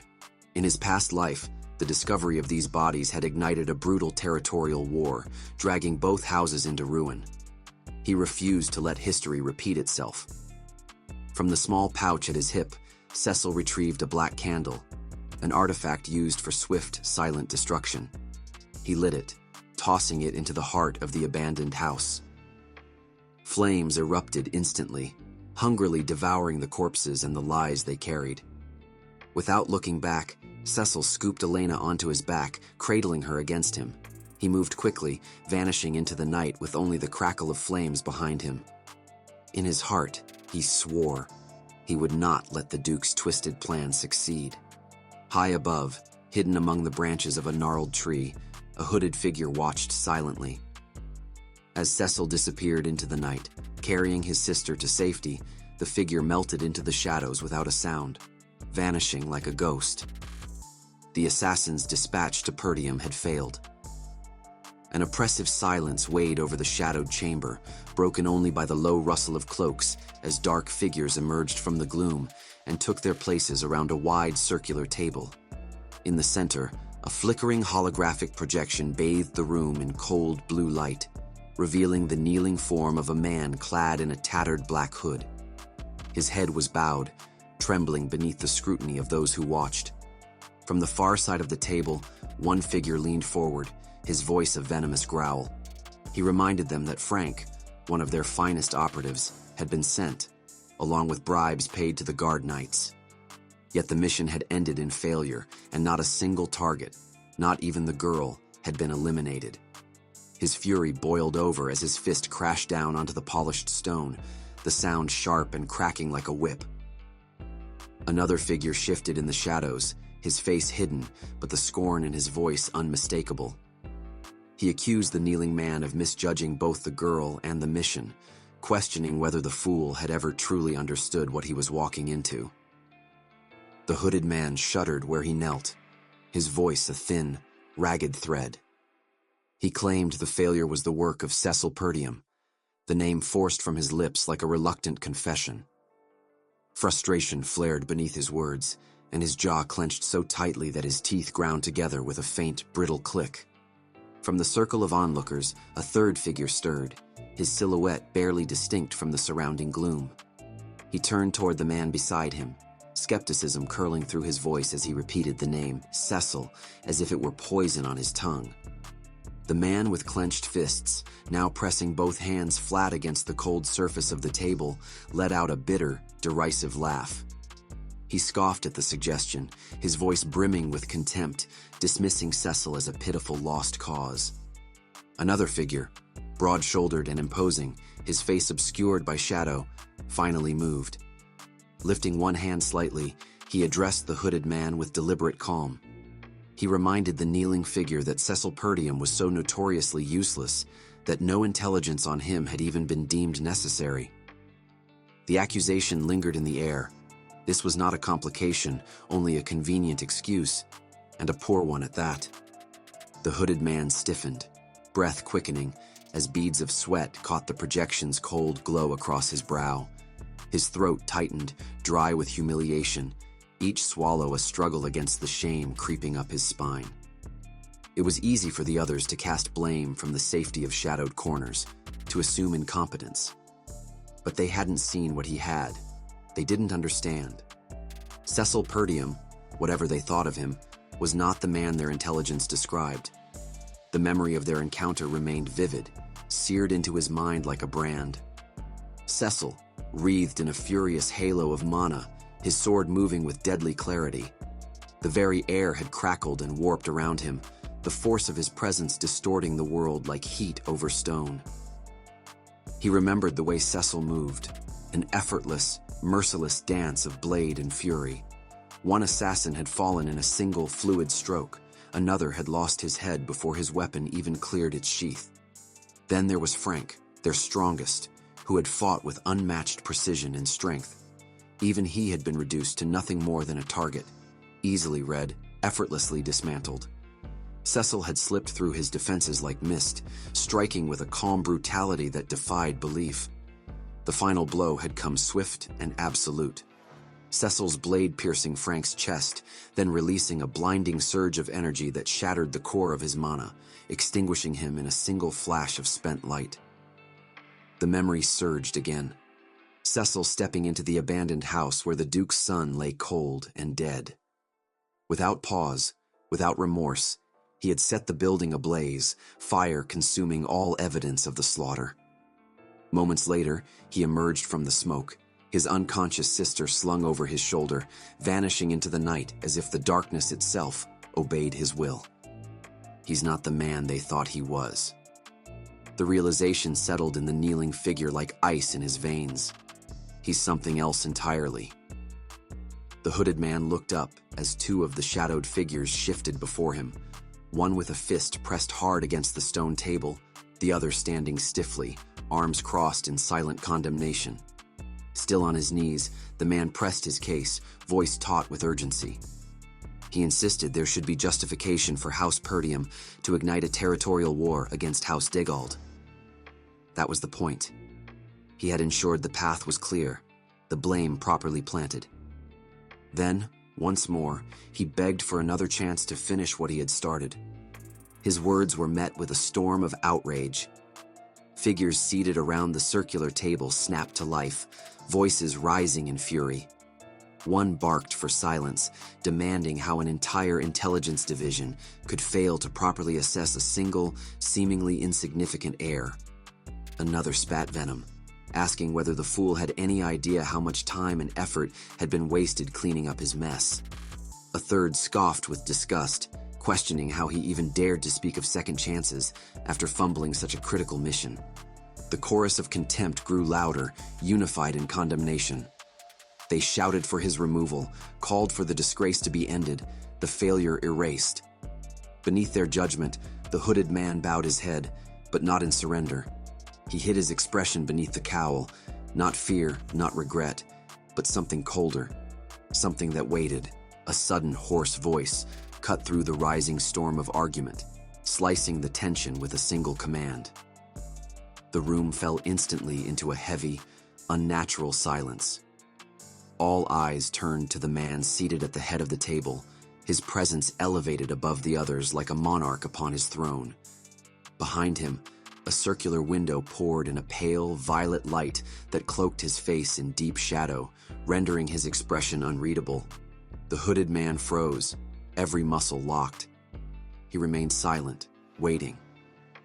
The figure at the head of the table spoke again, voice low and even, demanding to know why the hooded man was so desperate for another chance. Still kneeling, the hooded man kept his eyes on the floor. He did not dare look up. His voice, however, was firm, steady with conviction. He vowed to destroy Cecil Perdium. A single word echoed back from the throne. How? The hooded man hesitated, caught slightly off guard by the question. His voice faltered, but he quickly recovered. He declared that Cecil would fall in a duel. He had the perfect candidate for the task. Low murmurs rippled through the darkened chamber. One man, arms crossed, leaned toward the figure beside him, asking if he knew who this so-called candidate was. The other offered no reply, watching in silence, waiting to hear more. The hooded man spoke the name, KingLeywin. He described him as a towering force of nature, renowned for his overwhelming strength and sheer physical dominance despite his youth. A warrior unmatched in brute force. Someone whose sword no fighter in the north could hope to withstand. He added, with a barked urgency, that Cain was not just a fighter, but Cecil's cousin. That detail, he emphasized, made it far easier to stage a believable encounter, an engineered clash that could end in blood. The murmurs faded. Silence crept back into the room, thick and expectant, as the council digested the implications of the plan. Then the voice from the head of the table returned, calm, measured, but sharp as a blade. The man leaned forward slightly, and for the first time, a single orange eye caught the dim light, piercing through the shadows like a brand. He warned the hooded man that failure would not be tolerated again. If you falter once more, he said coldly, it will be the end of you.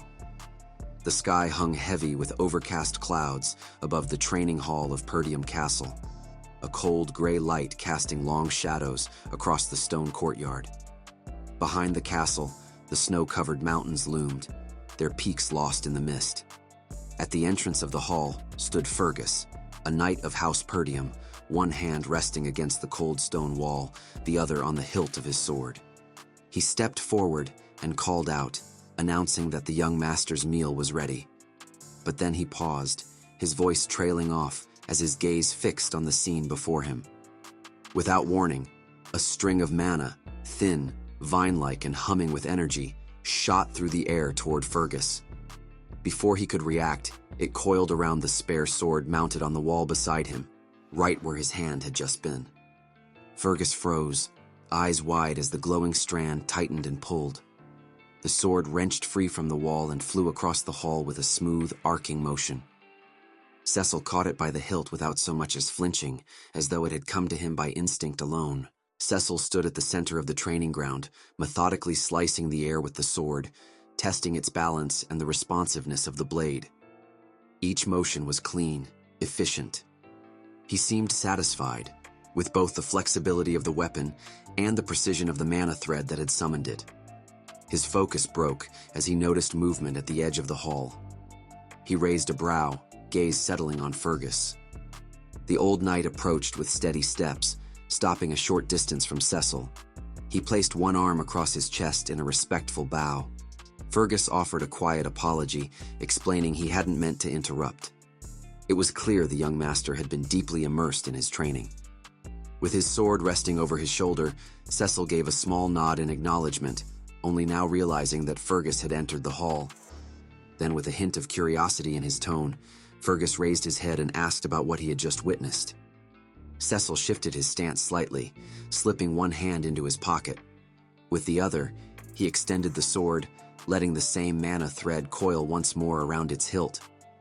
It pulsed faintly, alive with energy, as he let it sway gently in the air. He explained it plainly. This was a mana thread, a technique for manipulating mana by shaping it into a fine, controllable strand. A tool of precision and reach. Cecil closed his eyes, thoughts drifting to the moment he had used the mana thread to stop Frank from striking his sister. It was a technique he had relied on daily in his past life. Natural, instinctive. But now, bound by the limitations of his current body, wielding it came at a cost. If he pushed too far, even once, one of his mana cores could rupture. He opened his eyes, watching as the thread of mana pulled gently at the hilt of his sword. A faint smile touched his lips. There was a way. If he reduced the strain by forming a single, refined thread rather than a complex weave, he could manage it without overwhelming his limited reserves. A simple solution, but one that made the technique usable again. As Cecil continued manipulating the thread with quiet focus, Fergus finally spoke. He admitted he had dealt with mana for many years as a knight, but he had never seen anything like what Cecil was doing now. His voice carried both curiosity and disbelief. Fergus fell silent again, watching from a distance. Until recently, the young master had shown no signs of mana sensitivity. No training, no discipline, no indication he could harness such energy. And yet here he stood, commanding mana with an idea so unorthodox, it bordered on genius. Cecil shifted his gaze toward the old knight, his voice calm as he asked if Fergus had come to deliver a message. Fergus nodded and replied that in truth, he had come to offer his thanks. Cecil raised a brow, a flicker of confusion passing over his features. He asked what the old knight was thanking him for. With a solemn expression, Fergus bowed once more, his arms at his sides. He spoke plainly. He wished to thank Cecil for protecting Lady Elena. Cecil stood quiet for a moment, eyes downcast. Then he shook his head slightly and replied that there was no need for gratitude. He had only done what anyone else would have. Without lingering on the moment, he shifted the subject, suggesting they head inside for their meal. Days passed in the aftermath of the incident. The remainder of the festival had been cancelled. The scandal surrounding the guard knights, caught attempting to sell the count's daughter, had thrown the region into turmoil. At the dining table, Elena sat tapping her finger impatiently against the polished wood, frustration building with each passing moment. She huffed and muttered under her breath that no one believed her. No matter how many times she said Cecil had saved her, everyone seemed convinced she was lying. Belinda, Cecil's loyal maid, stood quietly beside Elena, observing with a concerned gaze as the young noblewoman continued to stew in her frustration. Still visibly irritated, Elena turned to Cecil and demanded he go to town and tell the people the truth, that she wasn't lying. Cecil, seated across from her at the table, leaned back in his chair with easy indifference. His elbows rested lazily on the armrests as he replied that it was pointless. Even if he told them the truth, they wouldn't believe him. Belinda's expression tightened. Her hand curled into a fist at her side, the frustration bubbling past her usually composed exterior. She still couldn't believe what Jamal and Philip had tried to do to Lady Elena. Gritting her teeth, she muttered under her breath. She'd always suspected something was off about those two. Elena let out a long sigh, waving a hand to calm her. She told Belinda not to dwell too much on the past. Some things, she said quietly, were better left behind. Cecil sat quietly, watching as Belinda and Elena exchanged words. A faint smile touched his lips. His sister had survived. That truth alone made this life different from the last. Turning his gaze toward the open window, Cecil let the breeze brush against his face. For now, he had prevented a territorial war from erupting, but he knew better than to assume the danger had passed. Those bastards would try again. House Perdium would remain a target, and sooner or later, they would strike harder. His expression hardened, eyes narrowing with resolve. He couldn't hold them off alone forever. If he was going to protect what mattered, he would need to build a force of his own. The faint rattle of wheels echoed through the dining room as a maid entered, pushing a trolley. She bowed politely in greeting. Cecil, Elena, and Belinda turned their attention toward her. The maid approached Cecil, carefully setting a cloche before him.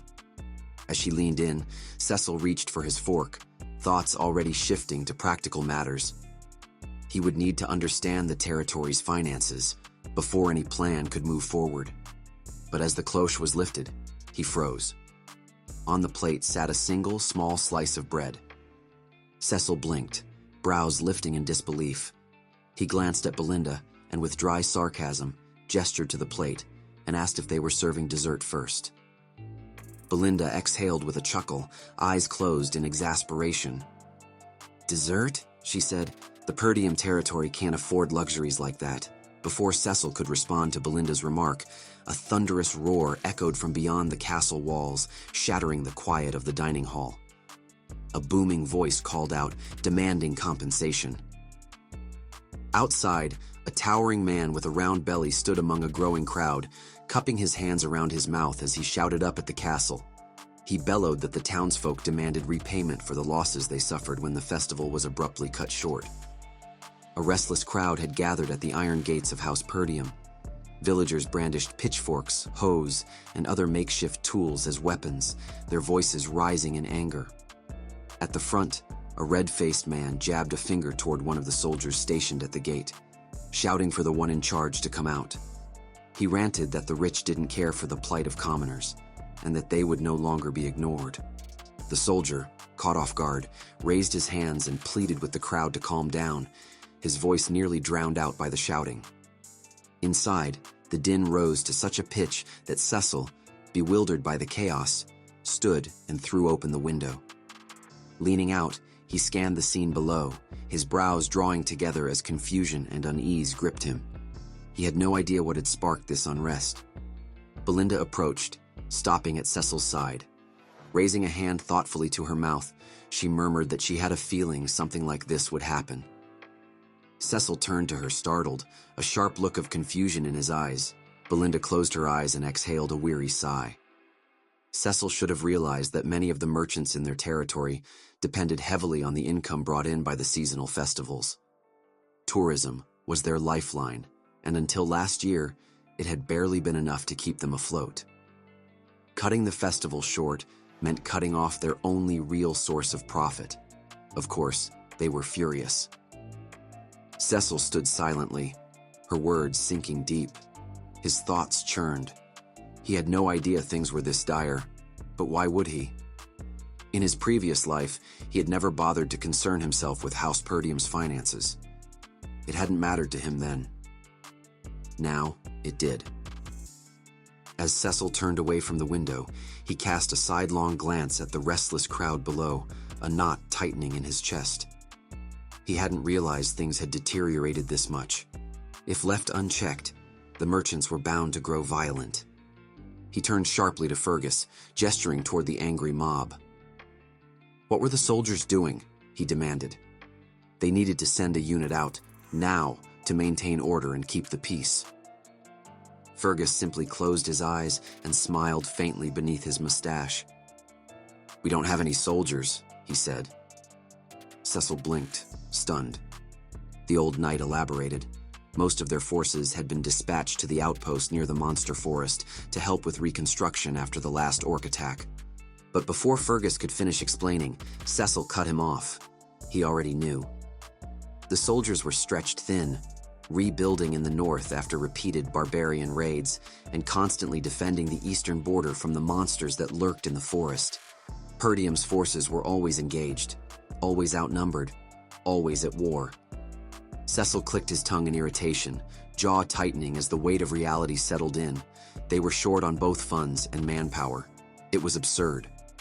Without a word, he slung an arm around Belinda's shoulders and guided her toward the far corner of the dining room, away from Elena's earshot. Lowering his voice, he leaned in close to her ear and whispered his plan. Since she was the one managing his allowance and personal affairs, he suggested they dip into those funds to pacify the merchants for now. Belinda straightened, hands resting neatly at her sides, and let out a nervous chuckle. Her gaze was steady as she delivered the blow. He didn't have any money. Cecil blinked, caught off guard. How? Belinda calmly explained that his father had cut him off entirely. Too many wasted allowances, too little responsibility. Cecil stood frozen for a beat, the absurdity of it washing over him. For a moment, he thought she might be joking. Not a single coin to his name. With a raised brow and a sliver of hope, he asked if she could lend him some. Belinda, ever composed, shook her head. She didn't have any money either. Later, Cecil sat on the window ledge, his back resting against the frame as he stared out over the expanse of Perdium territory. The once proud land looked cold and tired. He had no money, no soldiers. He sighed quietly, asking himself what this territory even had left to offer. Without capital, his knowledge of the future meant nothing. Strategy alone couldn't rebuild a house already crumbling. His first step had to be securing funds, somehow. Anything less would be wasted effort. As he mulled over the problem, distant footsteps pounded through the halls of the manor, growing louder. He tried to recall if there was anything in Perdium worth selling. Land, valuables, anything. But nothing came to mind. Then the door slammed open. Ricardo burst in, breathless. "Young master," he cried. Startled, Cecil turned, one eyebrow raised. "What is it? Why are you in such a panic?" Ricardo stumbled into the room, nearly collapsing against the doorway as he tried to catch his breath. Sweat beaded on his forehead, and his voice trembled with urgency. "It's bad, really bad. Young Master Cain, he's looking for you." Cecil's expression shifted at the name, his lips twitching with unease, as surprise cut through his thoughts like a blade. Cain. Of course it would be him. In a dimly lit tavern not far from the castle, the air was thick with tension and spilled ale. Scovan, one of House Perdium's knight commanders, staggered back on unsteady feet. His face was a ruin, one eye swollen shut, nose crooked and bleeding, bruises blooming across his skin like ink in water. He could barely catch his breath. Then came another blow. A meaty fist crashed into his face with a sickening crunch, the sound of bone cracking echoing through the tavern. Scovan reeled, but before he could fall, another punch landed, this time squarely against his chest plate. The force of it dented the reinforced steel, knocking the wind from his lungs. Blood spattered from his lips as he crumpled to the floor with a heavy thud. At the tavern's entrance, Cecil stood in silence, his hands clenched into fists, knuckles pale. His face was unreadable, caught somewhere between fury and disbelief. Scovan, now sprawled on the floor, barely conscious, both eyes swollen shut, gurgled as blood trickled from the corner of his mouth. Cecil's gaze dropped to the broken knight, his expression tightening with shock. For a moment, he couldn't speak. Then a voice cut through the silence. "Just the man I wanted to see."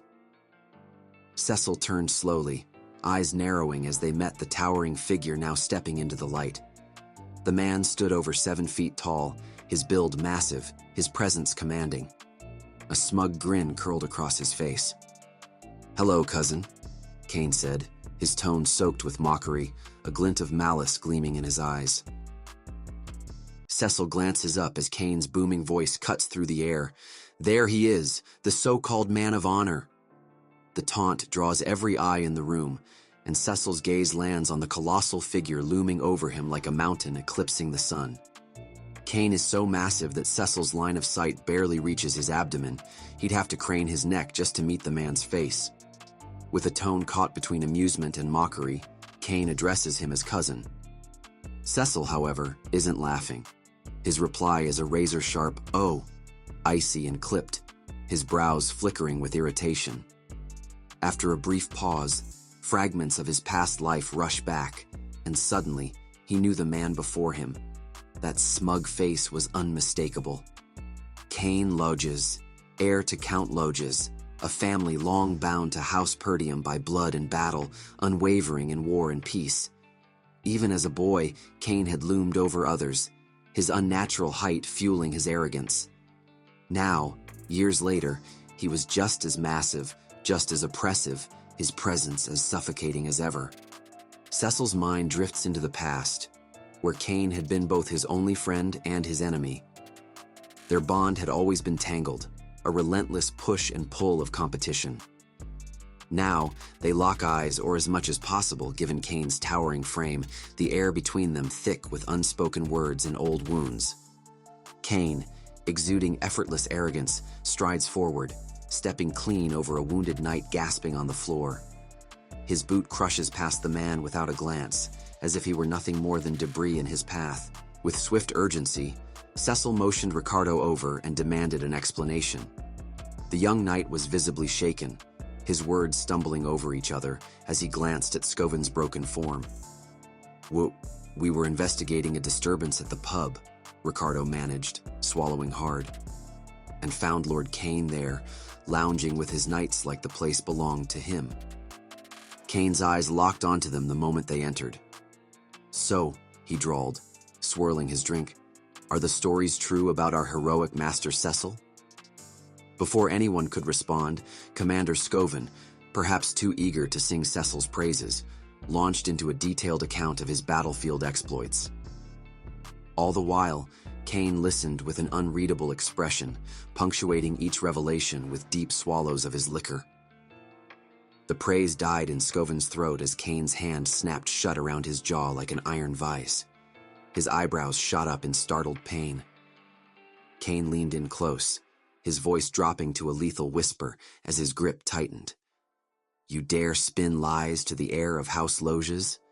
The words came out slow and venomous, each syllable dripping with menace. Ricardo swiftly summarized the rest, struggling to steady his trembling voice. Cain, on the other hand, couldn't have cared less. With a massive hand resting on his hip, he merely smirked, utterly unfazed by his own brutality. He scoffed at the old man's ramblings, how Cecil had single-handedly slain orcs and dealt with the traitorous guard knights. Nearby, the commander lay in awful condition, his face swollen and crimson, his breath labored. Without a shred of remorse, Cain just shrugged, insisting he'd only been beating some sense into the man. "None of this would have happened," he said, "if the knight had just told the truth from the start." Then, as if desperate to reclaim his old dominance, Cain closed the distance between them, towering over Cecil just as he had when they were younger. But this time, Cecil didn't react. He stood firm, unflinching, refusing to yield even an inch. Instead, he merely arched a cool, dismissive eyebrow, memories flashing through his mind. Cain had always treated him like a mere lackey, a mindless follower expected to obey without hesitation. Every time Cain set foot in Perdium, chaos followed in his wake. Cecil remembered one incident vividly, Cain seizing him by the hair, forcing his head back as he guzzled an entire barrel of mead before a stunned crowd. No one intervened, not out of indifference, but fear. In those days, Cain was everything Cecil wasn't, a hulking, swaggering force of nature, admired like some conquering warlord. Meanwhile, Cecil carried the weight of his own inadequacy like chains. But not anymore. This time, everything is different. The tables have turned. Now it's Cain who stands frozen, thrown off balance by Cecil's unshaken smirk. His brow furrows in genuine confusion. Why isn't Cecil rising to the bait? No outburst, no flying fists, not even a flinch at being called a liar. This isn't how it's supposed to go. By now, Cecil should already be swinging at him. Cain's thoughts slipped back to that rain-lashed evening at Loges Manor. Thunder growled overhead as torrents hammered the ancient stone walls, the downpour's rhythm drowning all other sounds in the shadow-draped study. There, in the flickering candlelight, he'd sat hunched forward, calloused hands clasped tight as the cloaked figure posed its lethal question. Would you kill Cecil? The visitor's promise rang clear. His mysterious master would pledge full allegiance to House Loges. Yet still Cain hesitated. Crushing that insolent fool meant nothing, but Cecil bore more than just a noble name. He was a rightful heir. Leaning back into the chair's creaking embrace, Cain finally voiced the question that mattered. How would this work? The cloaked man's voice remained smooth, unhurried. A duel, he suggested. Challenge him openly, then let the heat of battle decide his fate. A carefully placed strike, a moment of unfortunate intensity. No one would question a nobleman's death in a clash of honor. Just two hot-blooded heirs, a fight gone too far. Then, as if sensing Cain's hesitation, the figure leaned closer, the shadows beneath his hood deepening. I'll be there, he added, his tone lowering. Disguised among your guard, to ensure nothing interferes. A gloved hand rested briefly on the hilt of his sword, a silent promise of support, or perhaps a warning. The cloaked man grinned ominously, his voice low and heavy with implication, as he reminded Cain that opportunities like this didn't come often, that he should seize it while it was still within reach. Cain remained silent, his brows furrowed in thought. It was startling, even to him, that someone would suggest he kill his own cousin. And yet, what unsettled him more was how little it took to sway him. The hesitation that briefly flickered in his mind vanished like smoke in the wind. A slow smirk crept across his face. He cracked his knuckles, his decision made. Without another word, he accepted the plan. With the cloaked man lingering just a few steps behind him, a flicker of doubt crept into Cain's thoughts. Maybe there was more to this than he'd first assumed. Perhaps the organization had its own reasons. Maybe they no longer trusted him, feared he'd grown too wild, too independent, a potential threat better dealt with sooner than later. The idea lingered for a moment, sharp and unsettling. But Cain quickly shrugged it off. Whether they backed him or planned to betray him didn't matter anymore. He'd stopped caring about their games. All that mattered was the moment in front of him. A smirk played on his lips as he turned his gaze to Cecil and asked what he was waiting for. Cain dropped his heavy frame onto the wooden steps with a lazy thud, settling in as if he had all the time in the world. His tone carried a mocking edge as he told Cecil to go ahead and reveal whatever grand scheme he'd cooked up, like he was in on a joke no one else could hear. Cecil, momentarily thrown off, narrowed his eyes in confusion, unsure of what Cain was even referring to. Meanwhile, Ricardo silently hauled away the battered knight in the background, his movements careful and grim, as if trying not to draw any more attention than necessary. Cain flashed his usual cocky grin as he glanced at Cecil, casually mentioning the canceled festival and suggesting they find another way to celebrate, something to lift the mood. In his mind, it was the kind of thing they always agreed on. With a touch of sarcasm, he even called Cecil his friend, as if expecting some shared understanding. But Cecil didn't move. Hands tucked in his pockets, he stood perfectly still, not even blinking. He gave Cain only a sideways glance, one brow lifting slightly. The word friend echoed in his mind, but not with the warmth Cain pretended it held. To Cain, friendship meant dragging him into nights full of alcohol, women, and empty laughter, things Cecil never wanted, but was always forced to provide. Cecil turned his head away, a flicker of annoyance and disgust tightening in his jaw. Back then, he'd only gone along with Cain's demands because he didn't want another beating. He hadn't had a choice. Every coin he had went into keeping Cain satisfied. Drinks, women, gifts, whatever it took to avoid trouble. He even remembered what Belinda told him earlier that day. His allowance was being cut off because he'd blown through it all trying to keep up with Cain's whims, but this time was different. This time he wasn't afraid. Suddenly, something clicked in Cecil's mind. This was the opportunity he'd been waiting for. His eyes sharpened with a quiet intensity as he locked onto Cain, realizing this moment could be his turning point, a way to shift the balance and maybe even earn some much-needed coin. The pieces of a plan began to form in his head. But before he could finish the thought, Cain's voice cut through the air, loud and impatient. He barked at Cecil to stop daydreaming. If Cecil really understood what he needed, then he better get moving, because Cain wasn't in the mood to wait any longer. To Cain's surprise, Cecil answered with unnerving calm. No hesitation, no trace of fear. He said it was fine, but added, almost casually, that Cain owed him something. Then, without breaking eye contact, Cecil strode forward with quiet confidence, stopping just a few steps short. His stare was sharp, unwavering, and full of fire. Behind Cain, the cloaked man stiffened. Cecil's boldness hadn't gone unnoticed, and it clearly unsettled him. Cain's scowl deepened as confusion set in. He glared at Cecil and demanded to know what he could possibly owe. Cecil lifted his hand slowly, his tone cool and deliberate. explaining that all the alcohol, women, and lavish gifts he delivered over the years hadn't come free. He was charging Cain now, with interest. The final sum, 1,000 gold coins. Cain reeled, visibly stunned, his expression twisted with disbelief before snapping into a defensive sneer. He barked back that the whole thing wasn't worth more than 100 coins at best. Then, with an arched brow and that familiar arrogance, Cain tried to turn the tables. He scoffed that since they were friends, Cecil should be grateful. He called it a friendship fee, claiming that having someone like him around was already a blessing in itself.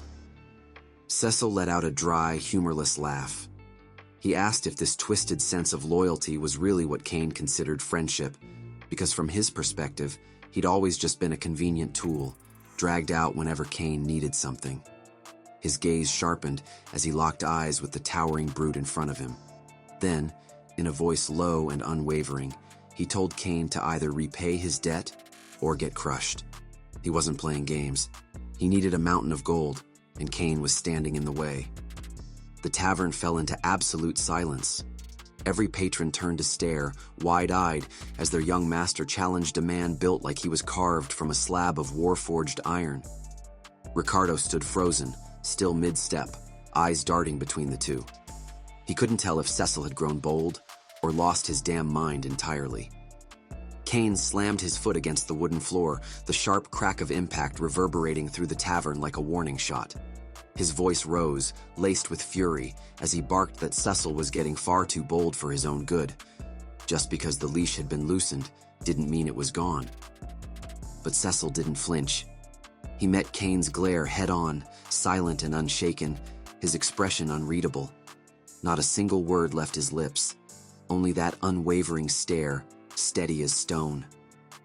Cain leaned in close, his breath hot with fury as he whispered, low and venomous, that if Cecil truly believed he was strong, just because of a few shallow victories, then he was only fooling himself. His voice suddenly rose, sharp and cruel, as he barked that Cecil was nothing but a dead weight to House Perdium, a pathetic leech dragging their name through the dirt. The whole North already saw him for what he was. Cain spat, a failure, a pampered noble brat clinging to lies just to feel significant. The words hung heavy in the air, echoing off the tavern walls like cannon fire. Cain's fist curled with slow, deliberate rage, the veins along his swollen forearm bulging as he drew it back, ready to strike with everything he had. Cain lunges forward, hurling a massive, rage-fueled punch, but Cecil slips past it with effortless speed. The tavern holds its breath, stunned by the display. Cain growls and swings again, this time with even more force. But once again, Cecil sidesteps the strike, smooth and precise. His movements sharp, almost unreal, as if guided by instinct honed far beyond what anyone expected. Then, in a sudden burst, Cecil pivots. His body twists low and fast, and before Cain can react, a clean uppercut drives hard into his solar plexus. Cain staggered backward, eyes wide with disbelief. Before he could regain his footing, Cecil followed up with another strike, the punch cutting through the air with a sharp crack. But just in time, Cain's hand snapped up, catching Cecil's fist inches from impact. For a brief moment, Cecil blinked in surprise. He hadn't expected Cain to react that fast. But then, without warning, Cain collapsed to his knees, hacking violently, spit flying as he gasped like he'd just been run over by a stampede. The dramatic collapse made heads turn. The cloaked man rushed over, panic on his face, kneeling beside Cain. Cecil, still frozen mid-pose, stared down with furrowed brows. He caught the punch. So why the hell is he acting like he's dying? His voice was dry with disbelief as he muttered under his breath that Cain was being a drama queen. But the cloaked figure straightened and stepped between them, blocking Cecil's path with a sudden authority. His voice rang out, sharp and commanding, loud enough to silence the murmurs around them. That's enough. You've no right to lay a finger on the future head of House Loges. Gasps rippled through the crowd, followed by a wave of hushed whispers. Confusion spread like wildfire. Did Master Cecil just fight Cain Loges? and hold his own? The question hung in the air, unspoken but heavy. Dozens of eyes darted between the two men, unsure of what they'd just witnessed. Cecil glanced around, noting the disbelief etched into every face. Even his own people were stunned, and likely not in his favor. Still, he smirked to himself. Let them doubt. He had a plan. Meanwhile, still crouched on one knee, Cain leaned subtly toward the cloaked man beside him. "How was that?" he asked under his breath. The cloaked figure grinned, his voice low and approving. "Flawless. Made you look like the victim. Now you've got all the justification you need to demand a formal duel." Cain gave a subtle nod as his hand slipped into the inner pocket of his cloak. This was the perfect opportunity. A win here meant more than just pride. It meant recognition from the cloaked figure's elusive master and a solidified place within the secret organization backing him. If he killed Cecil, House Loges would gain powerful support, and the fading alliance with House Perdium would crumble, no longer a burden, but a stepping stone. His eyes flicked up with purpose. From his cloak, he drew a blue glove, his voice rising with calculated outrage. He shouted at Cecil, accusing him of tarnishing their name, claiming he'd only approached to see if the rumors of Cecil's strength were true. With dramatic flair, he raised the glove high, preparing to issue a formal challenge, only to freeze as a sharp smack struck his face. Cecil stood with his arm outstretched, a glove already in hand. The slap echoed through the tavern like a gunshot. The room fell still. Challenge issued, first and without hesitation. The room collectively gasped, the silence broken by a wave of hushed whispers. Cecil's voice cut through the tension, cold, steady, and commanding. He declared that Cain had dishonored the nobles of House Perdium in public view. Not only that, he had assaulted a knight under Cecil's command, spitting on their dignity and code. Across the tavern, Ricardo knelt beside the battered Commander Scovan, casting uneasy glances toward the brewing storm. The pressure in the air was palpable, and yet Cecil remained unshaken. He spoke without looking back, telling Ricardo firmly not to retreat now. Cain and the cloaked figure stood momentarily stunned, clearly not expecting Cecil's bold defiance. But then Cain's expression split into a broad grin, amused and thrilled by the turn of events. He called Cecil a fool for digging his own grave, but admitted that this was shaping up to be unexpectedly fun. With a flourish, he reached for the massive sword on his back and accepted the challenge, warning Cecil not to cry if he didn't survive. Cecil didn't flinch, even with steel flashing inches from his neck. Instead, he turned his head slightly toward Ricardo and spoke low enough for only him to hear. "Go get every merchant protesting outside the castle. Bring them here. Now." Then, with a wicked glint in his eye, Cecil clasped his hands together and grinned, already scheming how to turn this blood-soaked spectacle into a gold mine. With the festive season abruptly cut short and the celebratory mood fading around the towering walls of the castle, life slowly returned to routine. Locals resumed their daily tasks, though a handful of curious tourists still lingered, eager to spend both time and coin, if only someone would give them a reason. And now, they had one.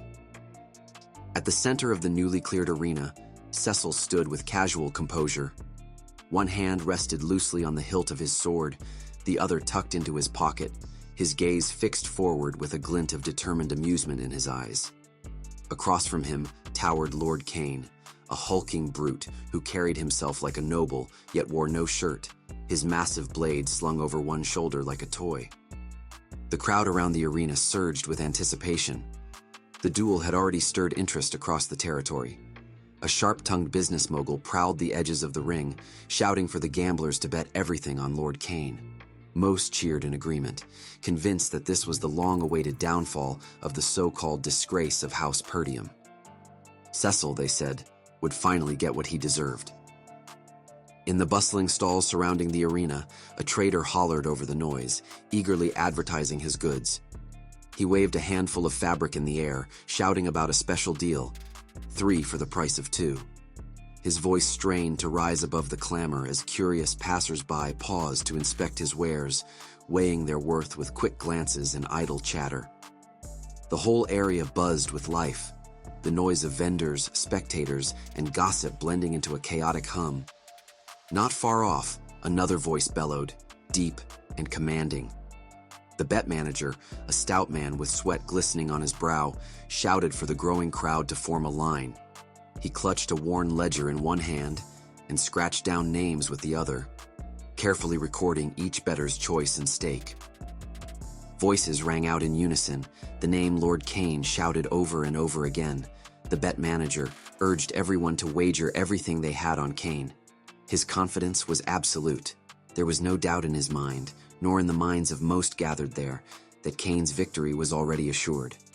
Bare-chested and brimming with bravado, Lord Cain drove the tip of his massive sword into the earth, burying a portion of the blade with a heavy thud. His voice rang out, thick with disdain, as he barked that Cecil had dared to mock the sacred rite of a formal duel.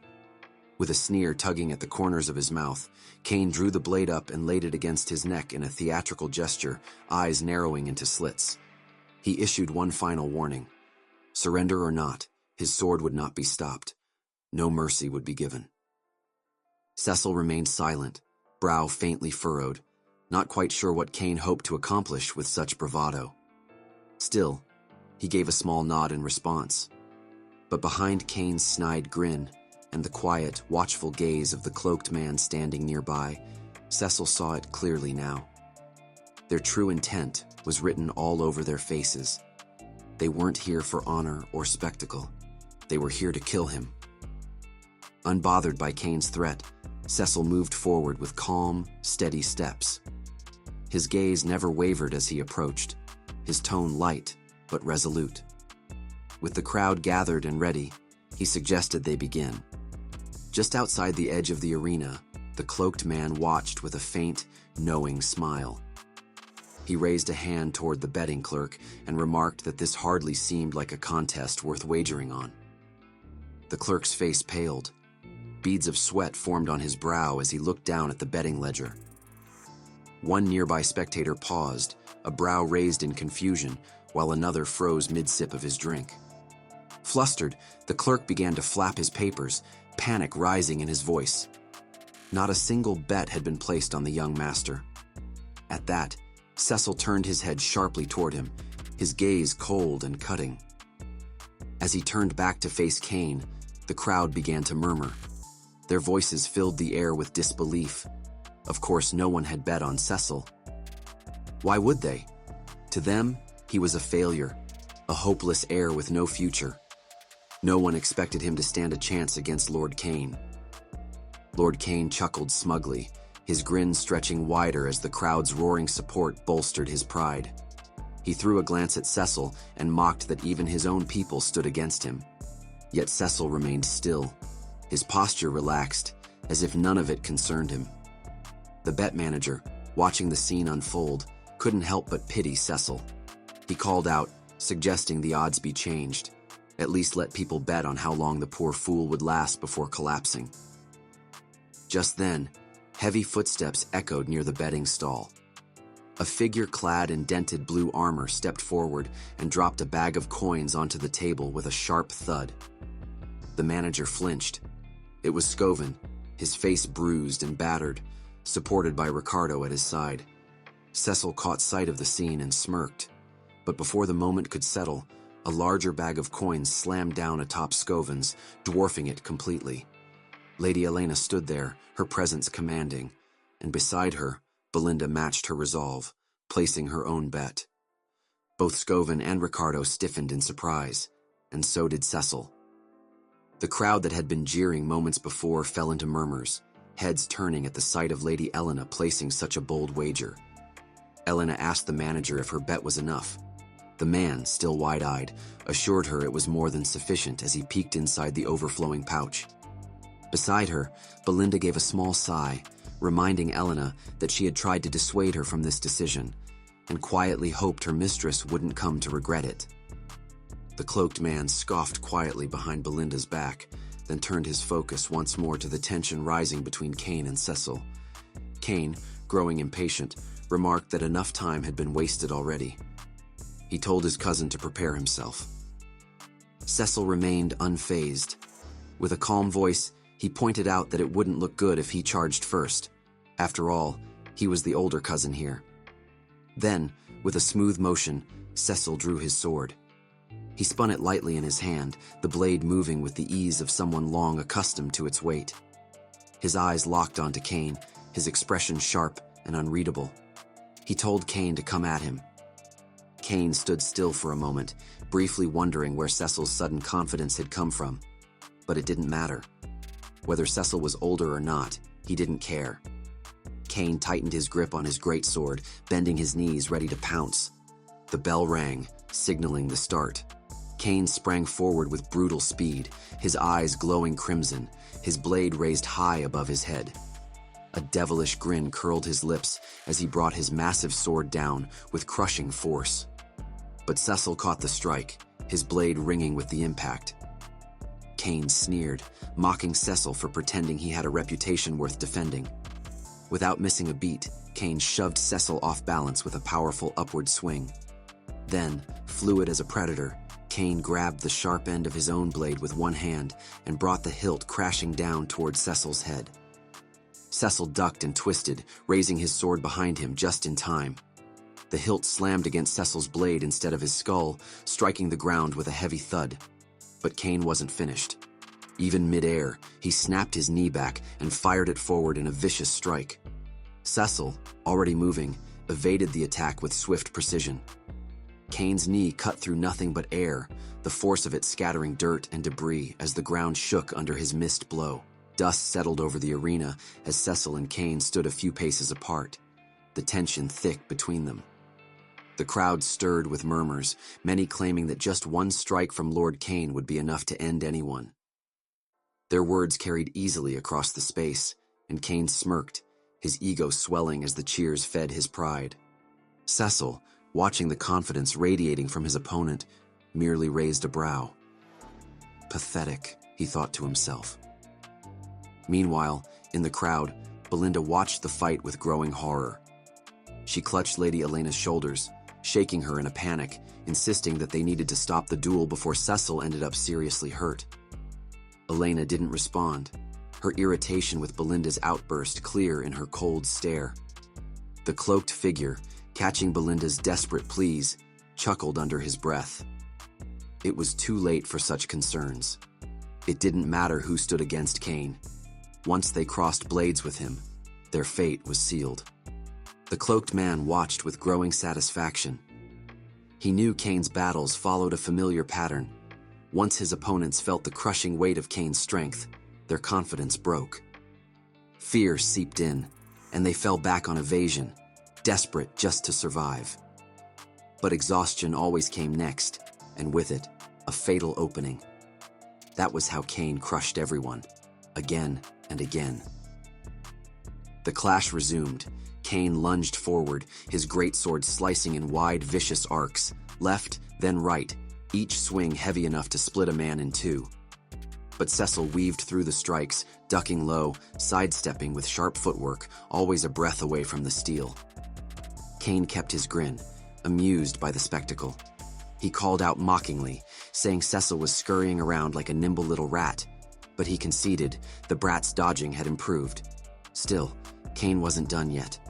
With a swift, practiced motion, he released his grip on the hilt, letting the massive sword rotate mid-air before catching it by the blade itself.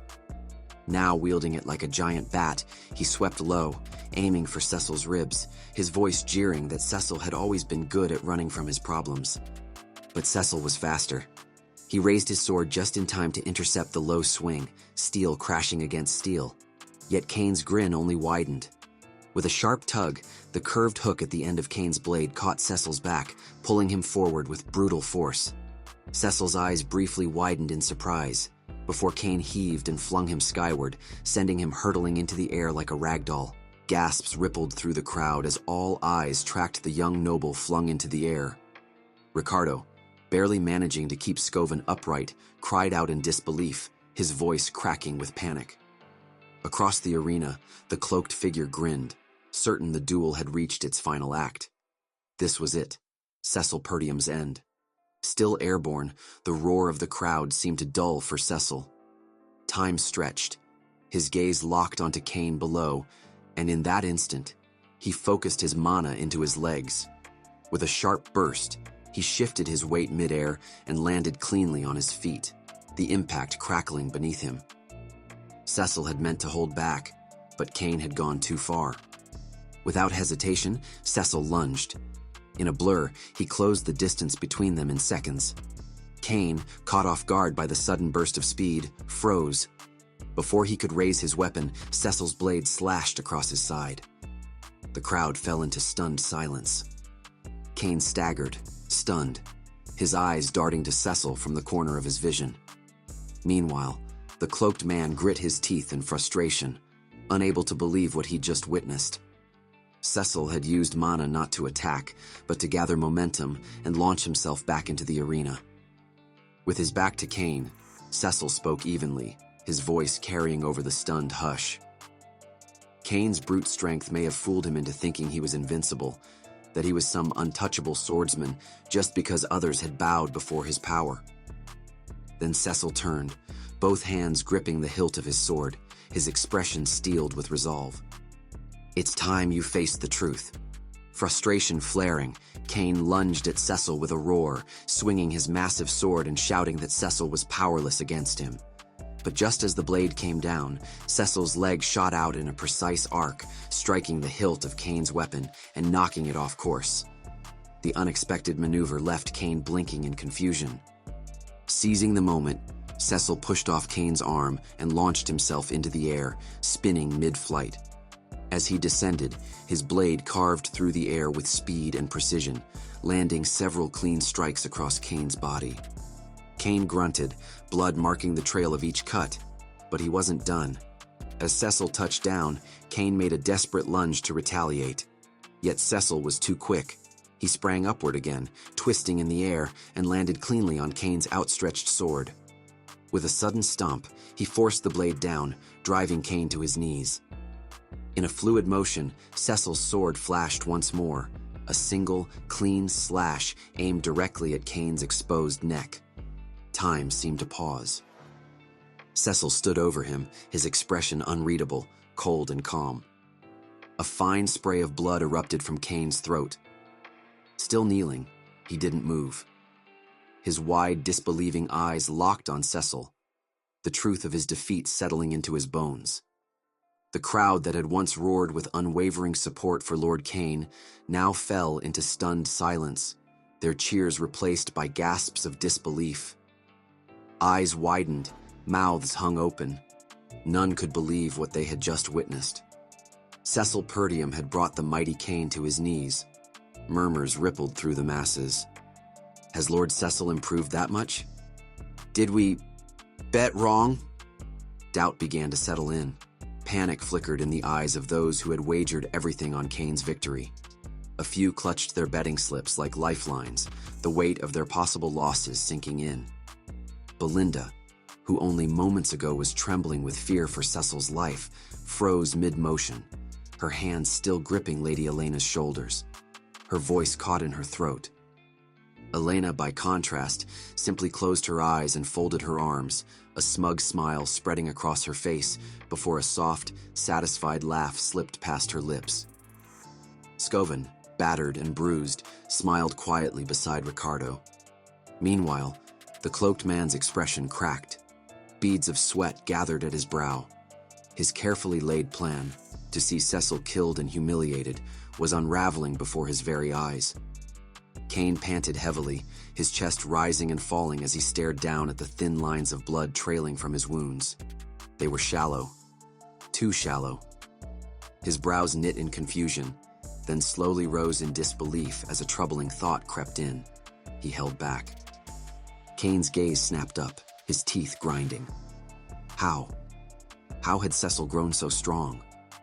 The question looped in his mind, offering no answers. Then, to his utter confusion, Cecil tossed his sword aside with a sharp clatter. Cain's eyes narrowed. "What are you doing?" he growled. Cecil didn't respond at first.